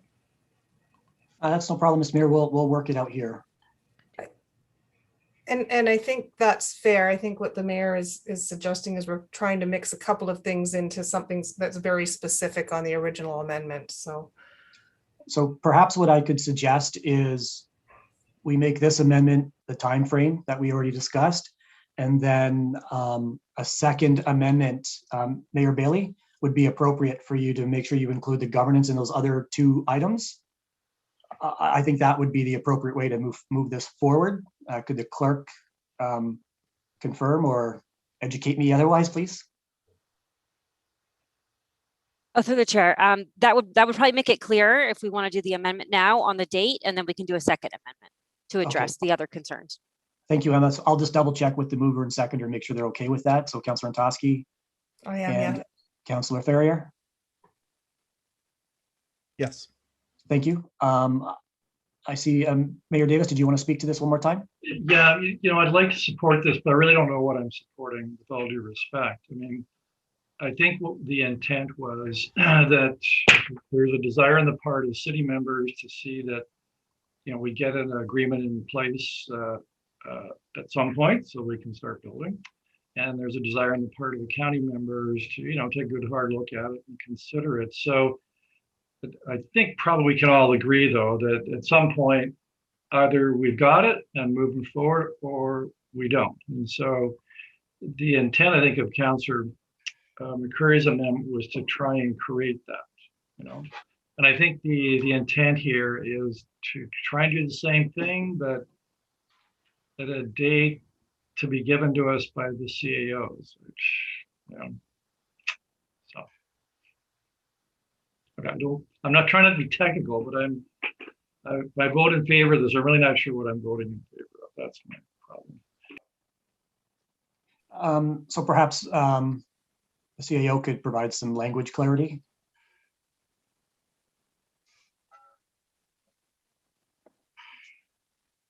I am, through you, Mr. Chair, the minutes include.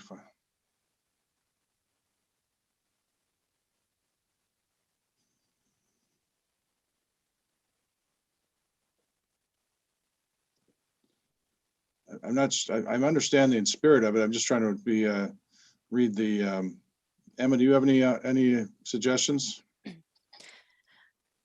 Through the chair. So this amendment reads that we want the CAOs to give us a date that they're going to bring back an agreement on, and that won't come to our council until May 25th. So I guess really it's up to the mover and seconder if we want to put a hard date in here, or if we kind of just want to leave the the resolution as it was. Or so this one reads that the CAOs will have a mutually agreed upon date, and they will bring that back at council on May 25th. point of clarification, Chair Weaver, if I may. I guess I'm missing the concern that the mayor has. I'm not understanding what the concern is. We could say on or before May 25th, but this is simply, in my mind, speaking to all of the discussion in terms of let's put it in the hands of staff, let's let the professionals do it. Our CAOs have already been working on it. Let them come back to us with a date that's reasonable for them to present the information that we've asked for. So I think I may be missing Mayor Davis's concern. Grammatically, this amendment doesn't make any sense. It doesn't say that. And you know, I understand we're talking, and like I said, I'm not wishing to get technical, and we say things, but we act through written resolutions. And I'm really, like, I guess I have a question for CEO. What is this? Maybe that would help me. What do you, Mr. CEO, what do you take this amendment to direct you to do, you and Mr. Bradley? Mr. Bradley and I would meet tomorrow and find an agreed upon date, which is mutually agreed upon, which is between myself and Mr. Bradley, by the respective CEOs, and we would bring that date back to City Council on May 25th. That's what I've interpreted this as. You know, with that clarification, that makes me a city agent, because I guess what happens then if City Council can decide whatever that date is, either they're okay with it or they want to amend it themselves. So, okay, now that I have heard and say, I'm okay with it. Okay, thank you, Mayor Davis. Councillor Ntoski, do you have something else you wanted to mention about your resolution or your amendment? No, thank you. Sorry. Okay, Councillor Ferrier.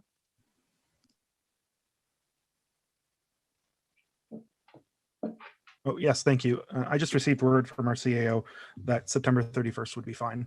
So the July 31st, that hard date did not make sense for a number of reasons. And though, again, it could happen sooner, but September 31st would be an ideal date to put down. So we could have this as is, and what's likely going to come back to you is September 31st.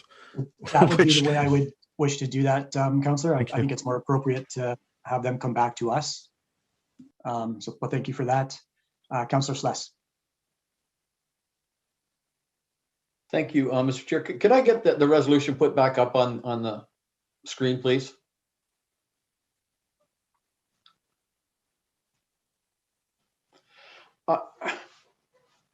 Is clause B now the sum total of the amendment?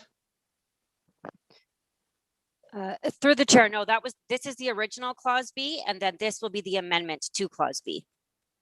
So it's added to. It's going to be added to? Yes, that's correct. We haven't voted on the amendment yet, but yes, it would be added. But it will be added, it'd be added to the existing clause B. Is that what you're saying? Yes, that's correct. Well, then, for it to make sense, at least in my opinion, clause B, as it was written, should end with be approved subject to, and then the amendment. Otherwise, you're approving it.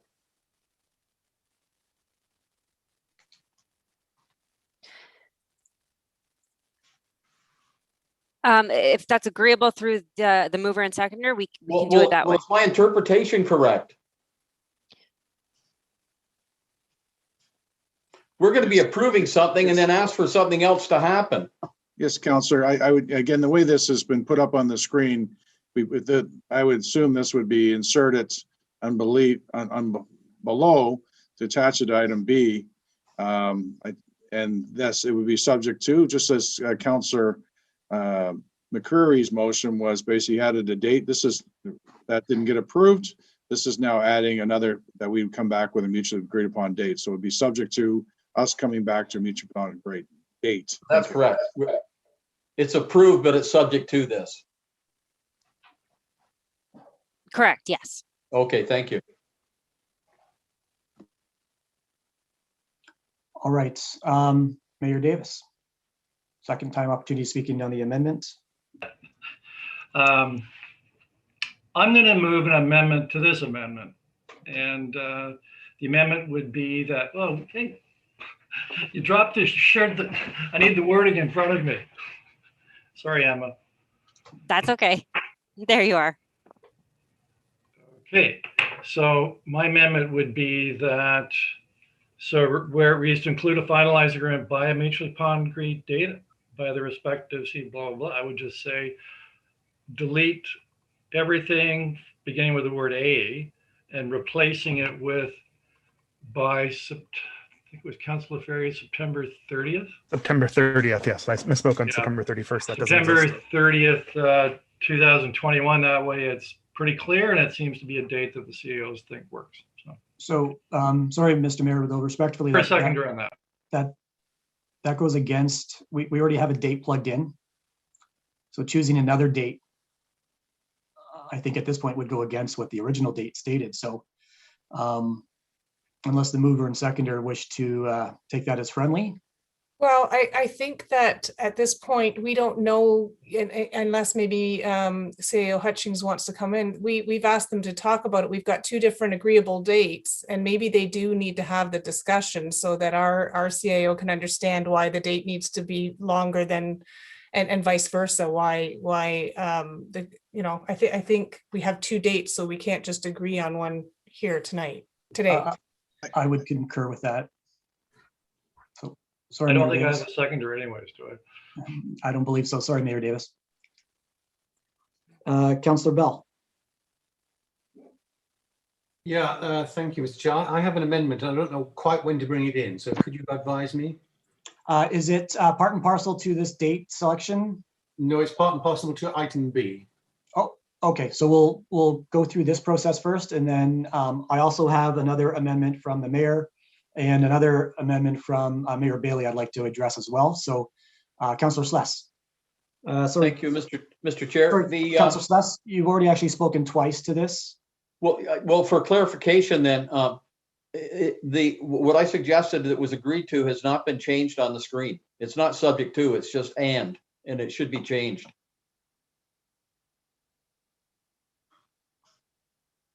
Emma? Sorry, my apologies. I will do that now. Thank you. Thank you, Councillor Sless, for following that up. Do you have anything else you wish to add, Councillor Sless? No, that clarifies things in my mind, at least. Okay, thank you. So we did have a recorded vote, but that was for the amendment that failed. So we're back to this amendment. So I'd like a recorded vote, please.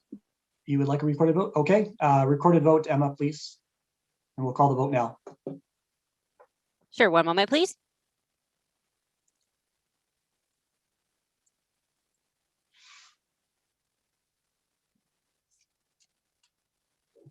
Okay, all those in favor, please raise your hand and leave it raised until you hear your name called. Councillor Weaver. Councillor Bell. Councillor Antosky. Councillor Wall. Councillor LaFerriere. Mayor Kevin Davis. Councillor Miller. Councillor Sless. Mayor Bailey. Thank you. That carried unanimously on a recorded vote. Thank you. So we do have several amendments now to this amended motion. So we'll first go to Mayor Kevin Davis. So I don't have a seconder, but so this amendment would be, okay, that a clause D, how many we got here? A, B, C, yeah, a new one. A clause D be added to 5.1.4 that in the event that the agreement referred to in clause B is not completed or finalized by the agreed upon date, that staff be directed to report to the committee of the whole administration of the city as to the next steps for the housing development 170 Trillium Way. So seeking a seconder, so just. Seconded by Councillor Antosky.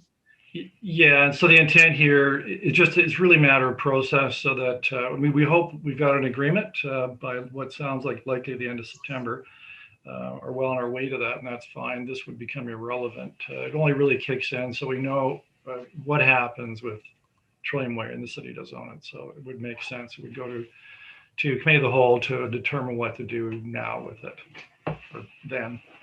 Isn't that unfortunate? Okay, thank you, Mr. Mayor. So that is moved and seconded. Is there any other discussion on the amendment? Okay, thank you. Not seeing any discussion. We'll call the vote. All those in favor? Against? Thank you. That does carry. So that was Mayor Davis. So I'd like to go to Mayor Bailey. So Mayor Bailey, I'd like to make sure we get your concerns captured. And I believe the best way to do that would be another clause with those three concerns be included. So I'm going to need some extra help here, Emma. Sorry. No, excuse me. No problem. I will just draft it for you and we can put it on the screen. One moment, please. Great. Thank you. I'm sure this will have a seconder, but I do need to call one. So can I get a seconder for this amendment, please? Thank you, Councillor Laferriere.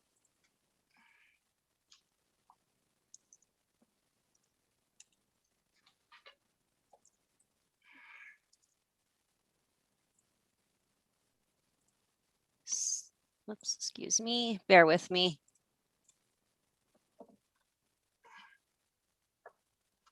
It's not like we don't catch you by surprise with all these amendments, so. So it was governance, location, and what was the third one? My apologies. Allocation. Allocation. Not location, allocation. Allocation. Yep. Governance, and cost allocation. sharing. Okay. Thank you.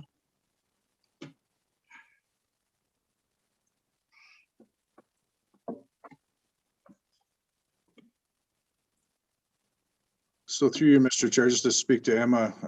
Emma, I think we just would add this to item B, right? So with the mutually agreeable cost sharing, allocation, and governance agreement. That we wanted. Is that what you're thinking, or you're adding a separate clause? That's correct. I was going to amend clause B. Okay.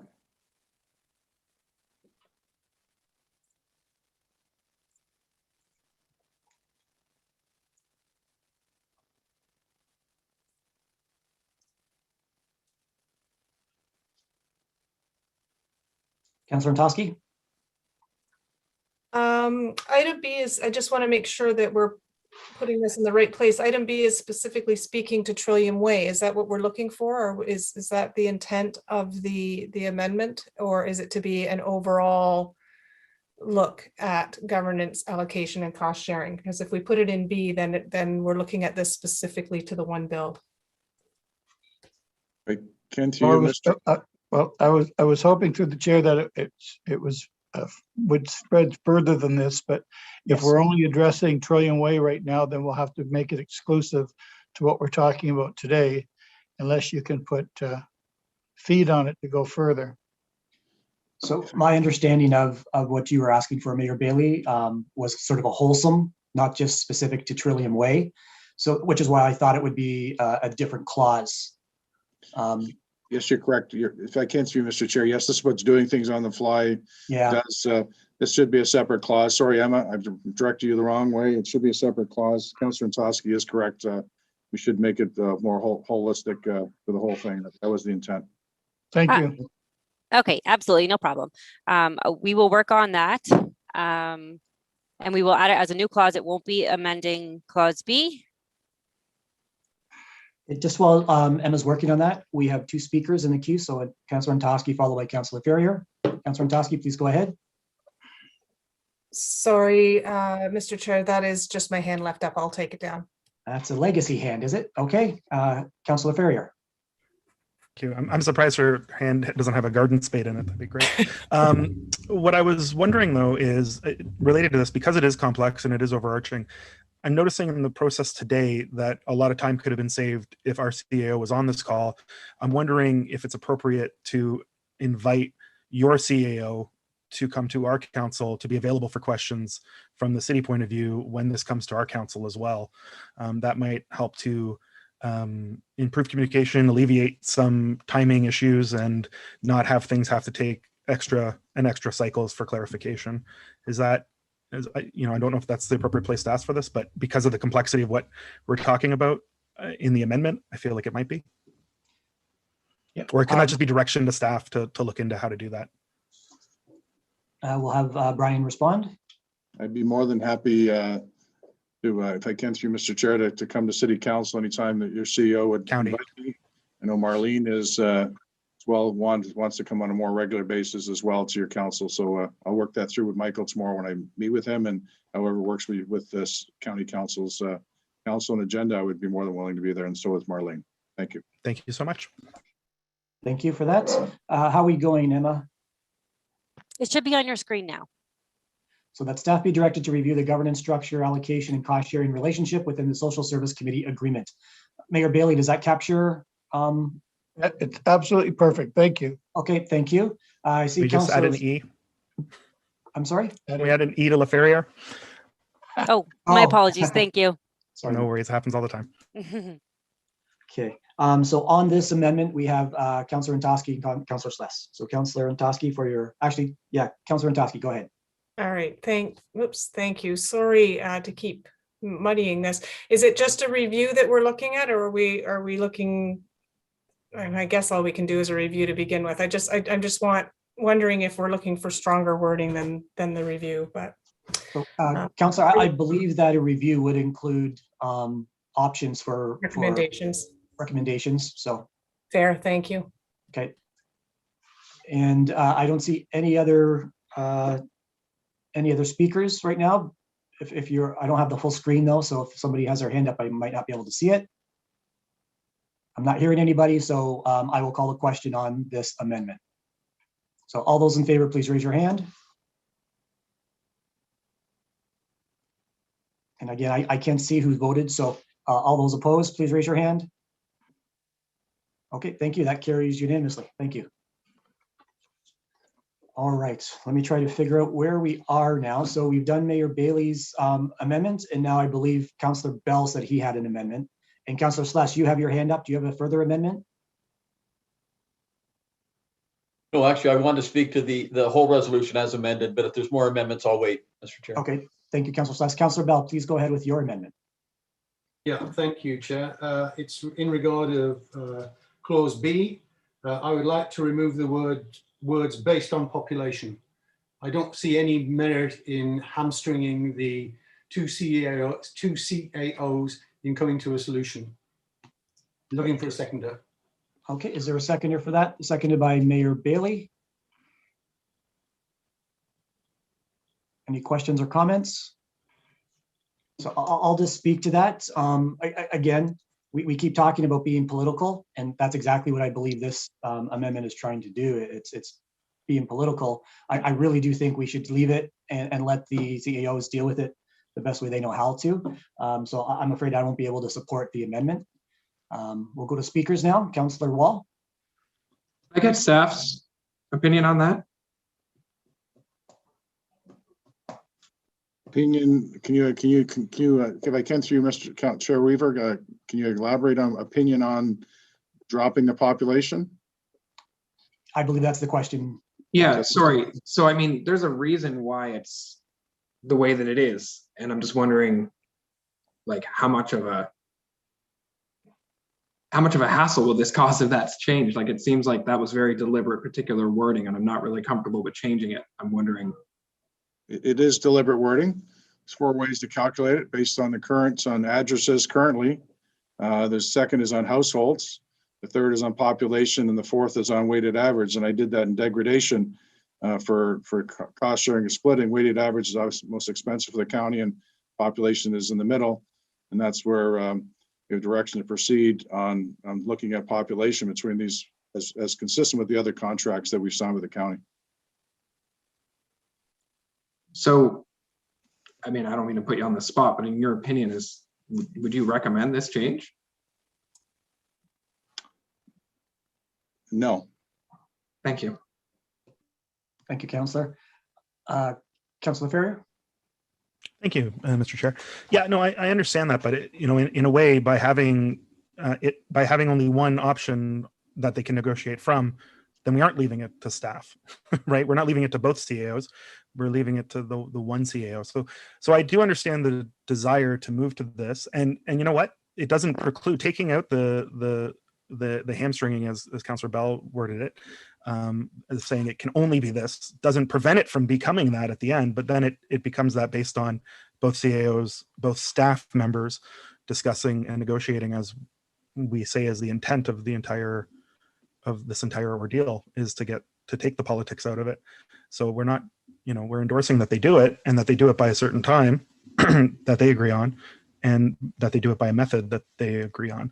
I'm not as diehard on this, but it's sort of a almost 50-50 for me, but I'm going to be voting in favor of the amendment, but I'm not against if it doesn't pass, and going and voting for the non-amended motion. Thank you, Councillor. Councillor Miller. Thank you, Mr. Chair. Again, I concur with what you say, leave it to staff, but again, I draw different conclusions. It seems odd that we would pigeonhole into this is the way you have to go. Yeah, because you've got everything from weighted assessment to who uses what. And there might be some combination thereof, like there is now, 50% is based on use, 50% on population, or some combination thereof. So it does seem odd that we would pigeonhole into this is the way you have to go. So I think giving them the most flexibility sounds like a good amendment. So I'll leave it at that. Thank you. Thank you, Councillor. Councillor Ntoski. Thank you, Mr. Chair. Yeah, in the spirit of kind of starting fresh and looking at things with a clean slate and hoping to move forward with the partnership and agreeing to letting this be in staff's hands, let's look at all the opportunities. We've got two very smart CAOs, and they may come up with something that may be a hybrid or something that they've never looked at because there hasn't really been the opening to, or there hasn't been the opportunity. So I think this is a fair amendment, and it may come back that they still say, no, it needs to stay the way it is. Thank you. Thank you, Councillor. Just before we go to Councillor Slass, just have a question for Emma. So Emma, I have a hard stop at 12 o'clock. I have to go to work. And I do realize we have two other agendas to get through. So what would be the process? Because I appreciate that Councillor McCurry would be the vice chair, and he's also had to leave. So I believe that would leave it to Mayor Davis to chair, I believe, or is there some other process? Yes, that is the process. It would be the mayor. Okay, and as far as quorum, do we have quorum if I leave? Yes, we do. Okay, great. Great. I just wanted to make sure we're in proper hands. Sure. Thank you very much, Mayor Davis. Councillor Slass, please go ahead. Thank you, Mr. Chair. I'm comfortable leaving that in. If the two CAOs see there being a better way or another way that they can agree to do it, it'll come back that way. So I think we're kind of splitting hairs.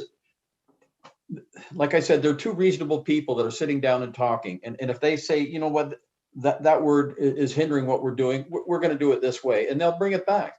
So I have full confidence that both CAOs will come to a mutual understanding, whatever that is, and bring it back to us. So I'm not concerned whether it's in or out. I'm good with it staying in. Okay, thank you, Councillor. I don't have any other speakers in line, so we will call the vote on this item as amended. So all those in favor, please raise your hand. And those opposed? And I believe that carries 4-5. Did you get that, Emma, okay? Yes, that's correct. I got it. Thank you. Okay, thank you. Any further amendments first?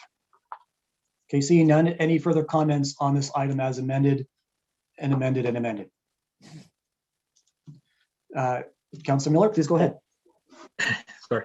I just want to, yeah, I thought as long as it took, we did, I thought there was some good spirit between the two councils. So I just want to express that, my appreciation for that.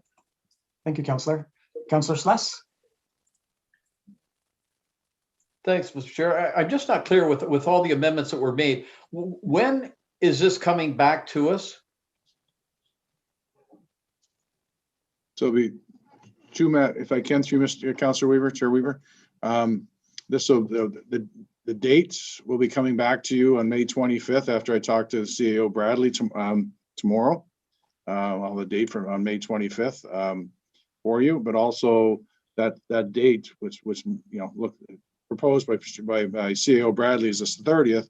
We need to come back with a cost sharing / governance / allocation agreement by September 30th. So those are the two key dates, Councillor Slush. Okay.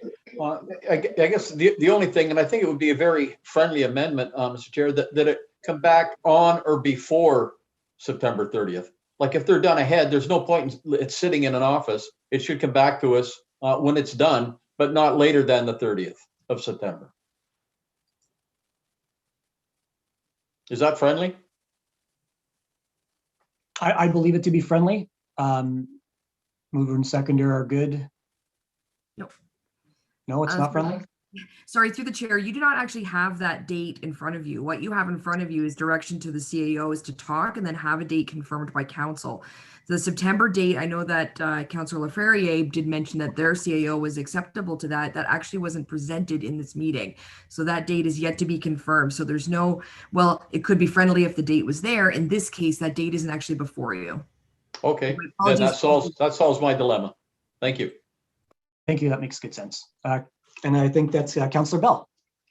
Please go ahead. Thank you, Chair. I have a point about the report as a whole, and it really relates to item A on the recommendation. I just draw attention to Appendix A of the report, and we've got the progress of 5 different developments. And what struck me is that the Case Home project comes out at $100,000 per unit. And then you progressively go up. The next item at Colborne Street, 210. The next one at Trillium is 250. So I think we're missing a big picture issue here, that we have an opportunity, if we replicated the Case Home study, we could get many more homes for the dollars that we are about to spend. And I would appreciate a comment from staff about that. Thank you, Councillor Bell. Mary Ellen, please go ahead. Thank you, through the chair. So the Case Homes is a very small, tiny fourplex that does not require the intensive mechanicals that, of course, a large building would require, such as elevator and all of those other pieces. Now, what we can note is from the point of Case Homes, costs are climbing exponentially. We're also talking different size units. We're for the Case Home, it's a very small, tiny footprint. It's the same studio apartment for 177 Colborne, but that is also has some other issues related to the construction, and of course it's higher density, so elevators, etc. are required. Trillium Way is a much larger, proposed to be a much larger build with 1 and 2 bedrooms, so the cost per unit would be exponentially more. So that's my that's what we have at this point.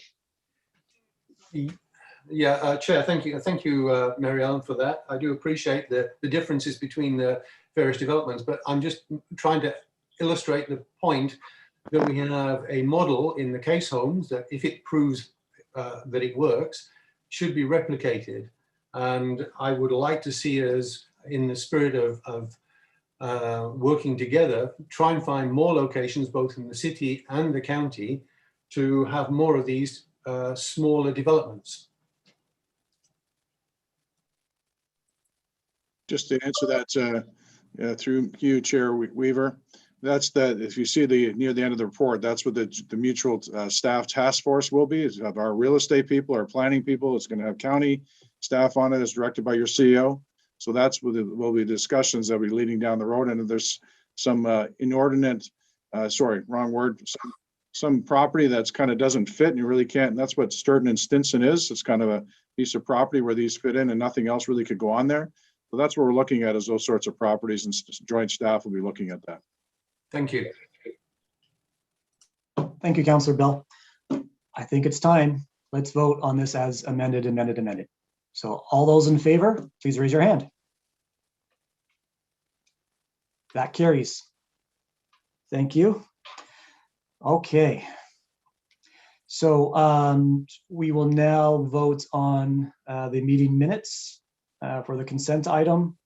Let me just find that in my, so the minutes for April 7th, 2021. Moved by Councillor Miller, seconded by Councillor Antosky. It's on the floor. Any questions, comments, errors, or omissions? Seeing none, all those in favor approving the minutes of April 7th? Thank you, that carries. And that brings us to resolutions, which there are none that I'm aware of. Is there any notices of motion for members of committee? Wasn't made aware of any. Okay, this brings us to questions. Is there any questions of staff? Seeing we asked a lot of questions already, so that's good. So no other questions. I will call the Social Service Committee meeting adjourned. Thank you, folks. This will Well done, Chair. Well done. Thank you. That was a lot more difficult than I was anticipating. So that brings us to the Brant and Brantford Local Housing Corporation Board of Directors Chair, which is a joint committee once again. So that meeting is now called to order. The clerk has taken roll call. Is there any declarations of pecuniary interest from on any of the items appearing on today's agenda for members of committee? Okay, seeing no pecuniary interest, there are no delegations for today. And we do have 2 items in the minutes. So does any members of committee wish to have any of these items separated? Councilor Miller, please go ahead. 5.1, please. 5.1, thank you. Anyone else? Although I may not be here to hear it, I would also like 5.2 to be separated, please. And just basically to get a synopsis from staff. Anything else? Okay, can I please get a mover in a second to get all items separated, placed for consideration on the floor? So moved by Councillor Ferrier, seconded by Councillor Wall. Thank you. And we will go to item 5.1, which is the first quarter report for January to March 2021 of the operations of the Brantford Brant Local Housing Corporation. Who from staff will be speaking to this? Donna? Good afternoon, Donna Kirschnoff, Manager of Housing Operations.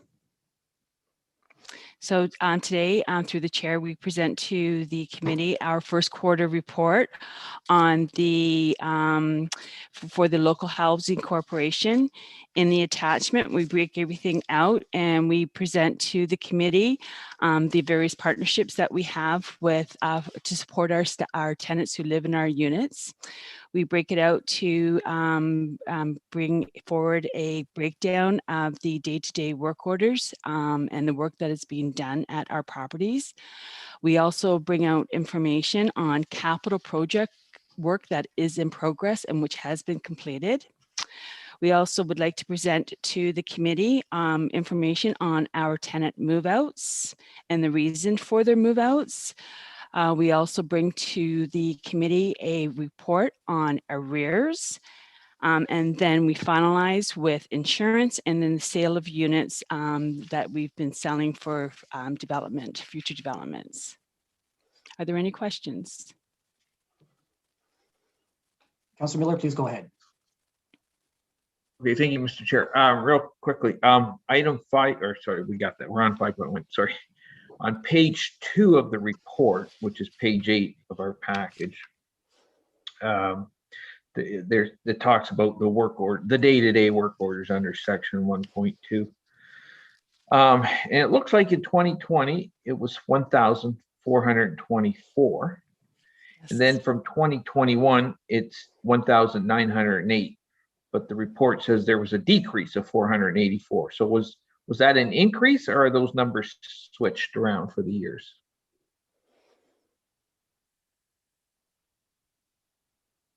So yes, you are correct. That should have been an increase. Okay, so it's an increase. Now, if I do the math, it's a 34% increase in day-to-day work orders. And I'm just wondering, year over year, that's a kind of a big increase. Is there any reasoning for that? There was none listed in the report. I could attribute that to the effectiveness of our building servicers. We have been fully staffed, so we've been able to complete a lot of work orders internally for the first quarter of the year. Okay. I do know for other people, they staying at home because of the COVID, they notice more things wrong with their house and they're getting stuff. So I wonder if that had anything to do with it. But okay, so you're fully staffed and you're getting the work orders done. Okay, I appreciate the answer. Thank you. Thank you, Councilor Miller. Any other questions on this item? Okay, I'll call the vote on item 5.1. So all those in favor, please raise your hand. Opposed? That carries. That brings us to 5.2, which is the Sunrise Villa, 11 Park Avenue, Burford, 2020 Annual Water System Report. Donna, could you just give us a little synopsis of this report, please? Absolutely. This report comes to committee and it's a provincial requirement through the Ministry of Environment. So this is for information. Basically, the report just illustrates our due diligence as required by very strict provincial guidelines on the reports, the testing that is done at the well system that we have at this 12-unit residential unit in Burford, and that we are following through with our testing, and that we have not had any issues whatsoever.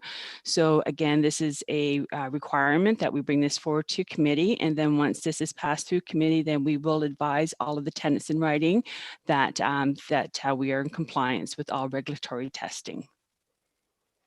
Excellent, thank you for that. Any questions or comments for Donna on Sunrise Villa?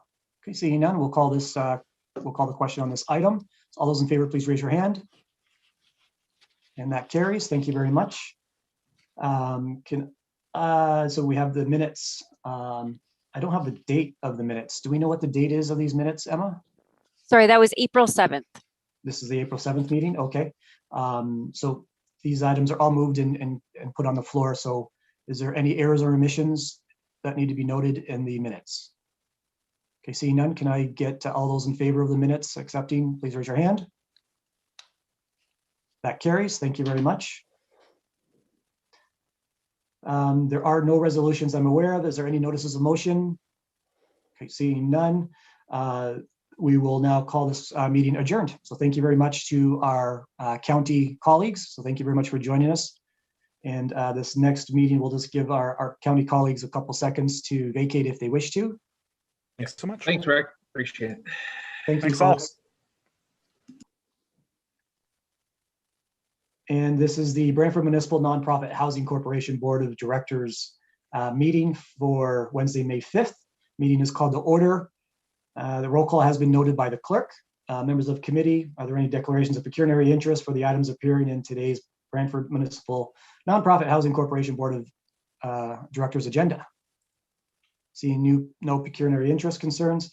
There are no presentations or delegations today, and we do have items for consideration and consent. So item 4.1 is the first quarter report for operational management, Brantford Municipal Nonprofit Housing Corporation. And the second item is the minutes for April 7th, 2021. Can I get a mover and a seconder to get these items on the floor, please? Moved by Councillor Antosky, seconded by Councillor Sless. Thank you for that. Any questions or comments on item 4.1? Looks like you're getting off easy, Donna. Thank you. Oh, sorry. Nope, not so much. The mayor had to direct that for you. Go ahead, Mayor Davis. Thank you, Chair. So quickly, Donna, I always get these corporations confused. Is this the one that has a Beckett building, or is that the next one? Through the chair, yes, you're correct. This includes the Beckett. And so there was kind of a conversation very early in that social services meeting, which was, we could theoretically set up build a housing development in one of our corps, and then, we would determine how the waiting list was to be managed based on our own locally produced criteria. So would it be this corp, or would it be one of the other corps where you have that option? Very good question. I would like to invite Mary Ellen McLellan back to answer that question. That could be a get back to me if need be. Sorry. Through the chair, it would need to be at this time a different municipal nonprofit. That particular municipal nonprofit still has a building attached to it that we would need to meet some ministry requirements. The Beckett building itself the mortgage is paid out and we are no longer tied to any ministry agreement. However, there is Brandlin that still has some ties in, so we couldn't use that particular corporation. Okay, I just want to know that for information. Great, thanks very much. Thank you, Mayor Davis. Any other questions? Okay, seeing none, we'll call the question on this item. Please raise your hand if you are in support of this item. Thank you, that carries. And so with the minutes of probably April 7th, 2021, any errors or omissions? Seeing none, okay, I'll call the question on the minutes. So all those in favor, please raise your hand. Thank you, that carries. And there are no resolutions. There is no notices of motions that I'm aware of. So I will adjourn the meeting of the Brantford Municipal Nonprofit Housing Corporation Board of Directors. So thank you for your time, folks. We are adjourned.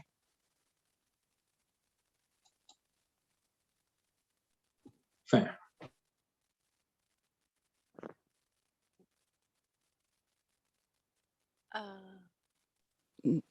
They didn't complete. We have the AGM.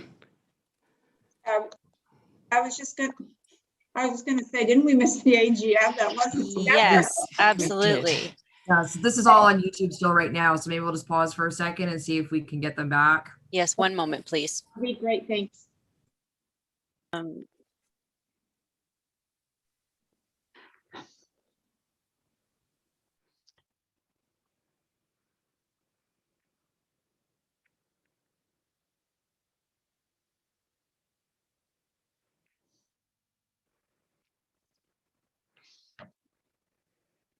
Donna, we can turn our cameras off until I think.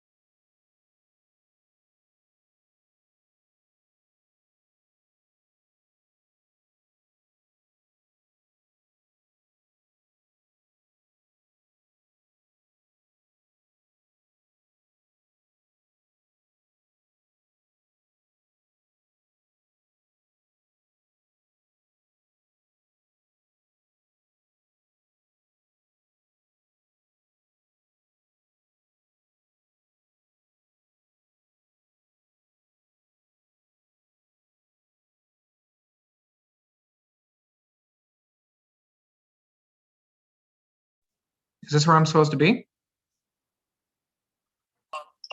Hi, Councillor Wall. Yes. Are we all coming back or? We are attempting to return everyone to this meeting. We have until 12:10 to do so. You're the only one we've been able to reach. So I have a feeling we're not going to get quorum. Sorry about that, guys. I wouldn't have left. That's okay. Still live on YouTube as well. Hello, Thank you. all the people of YouTube. Thank you so much for watching. This is the city of Brantford.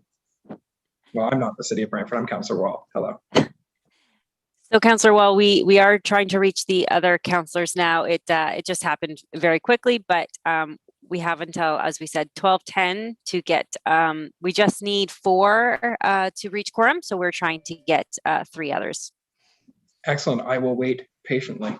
Thank you very much.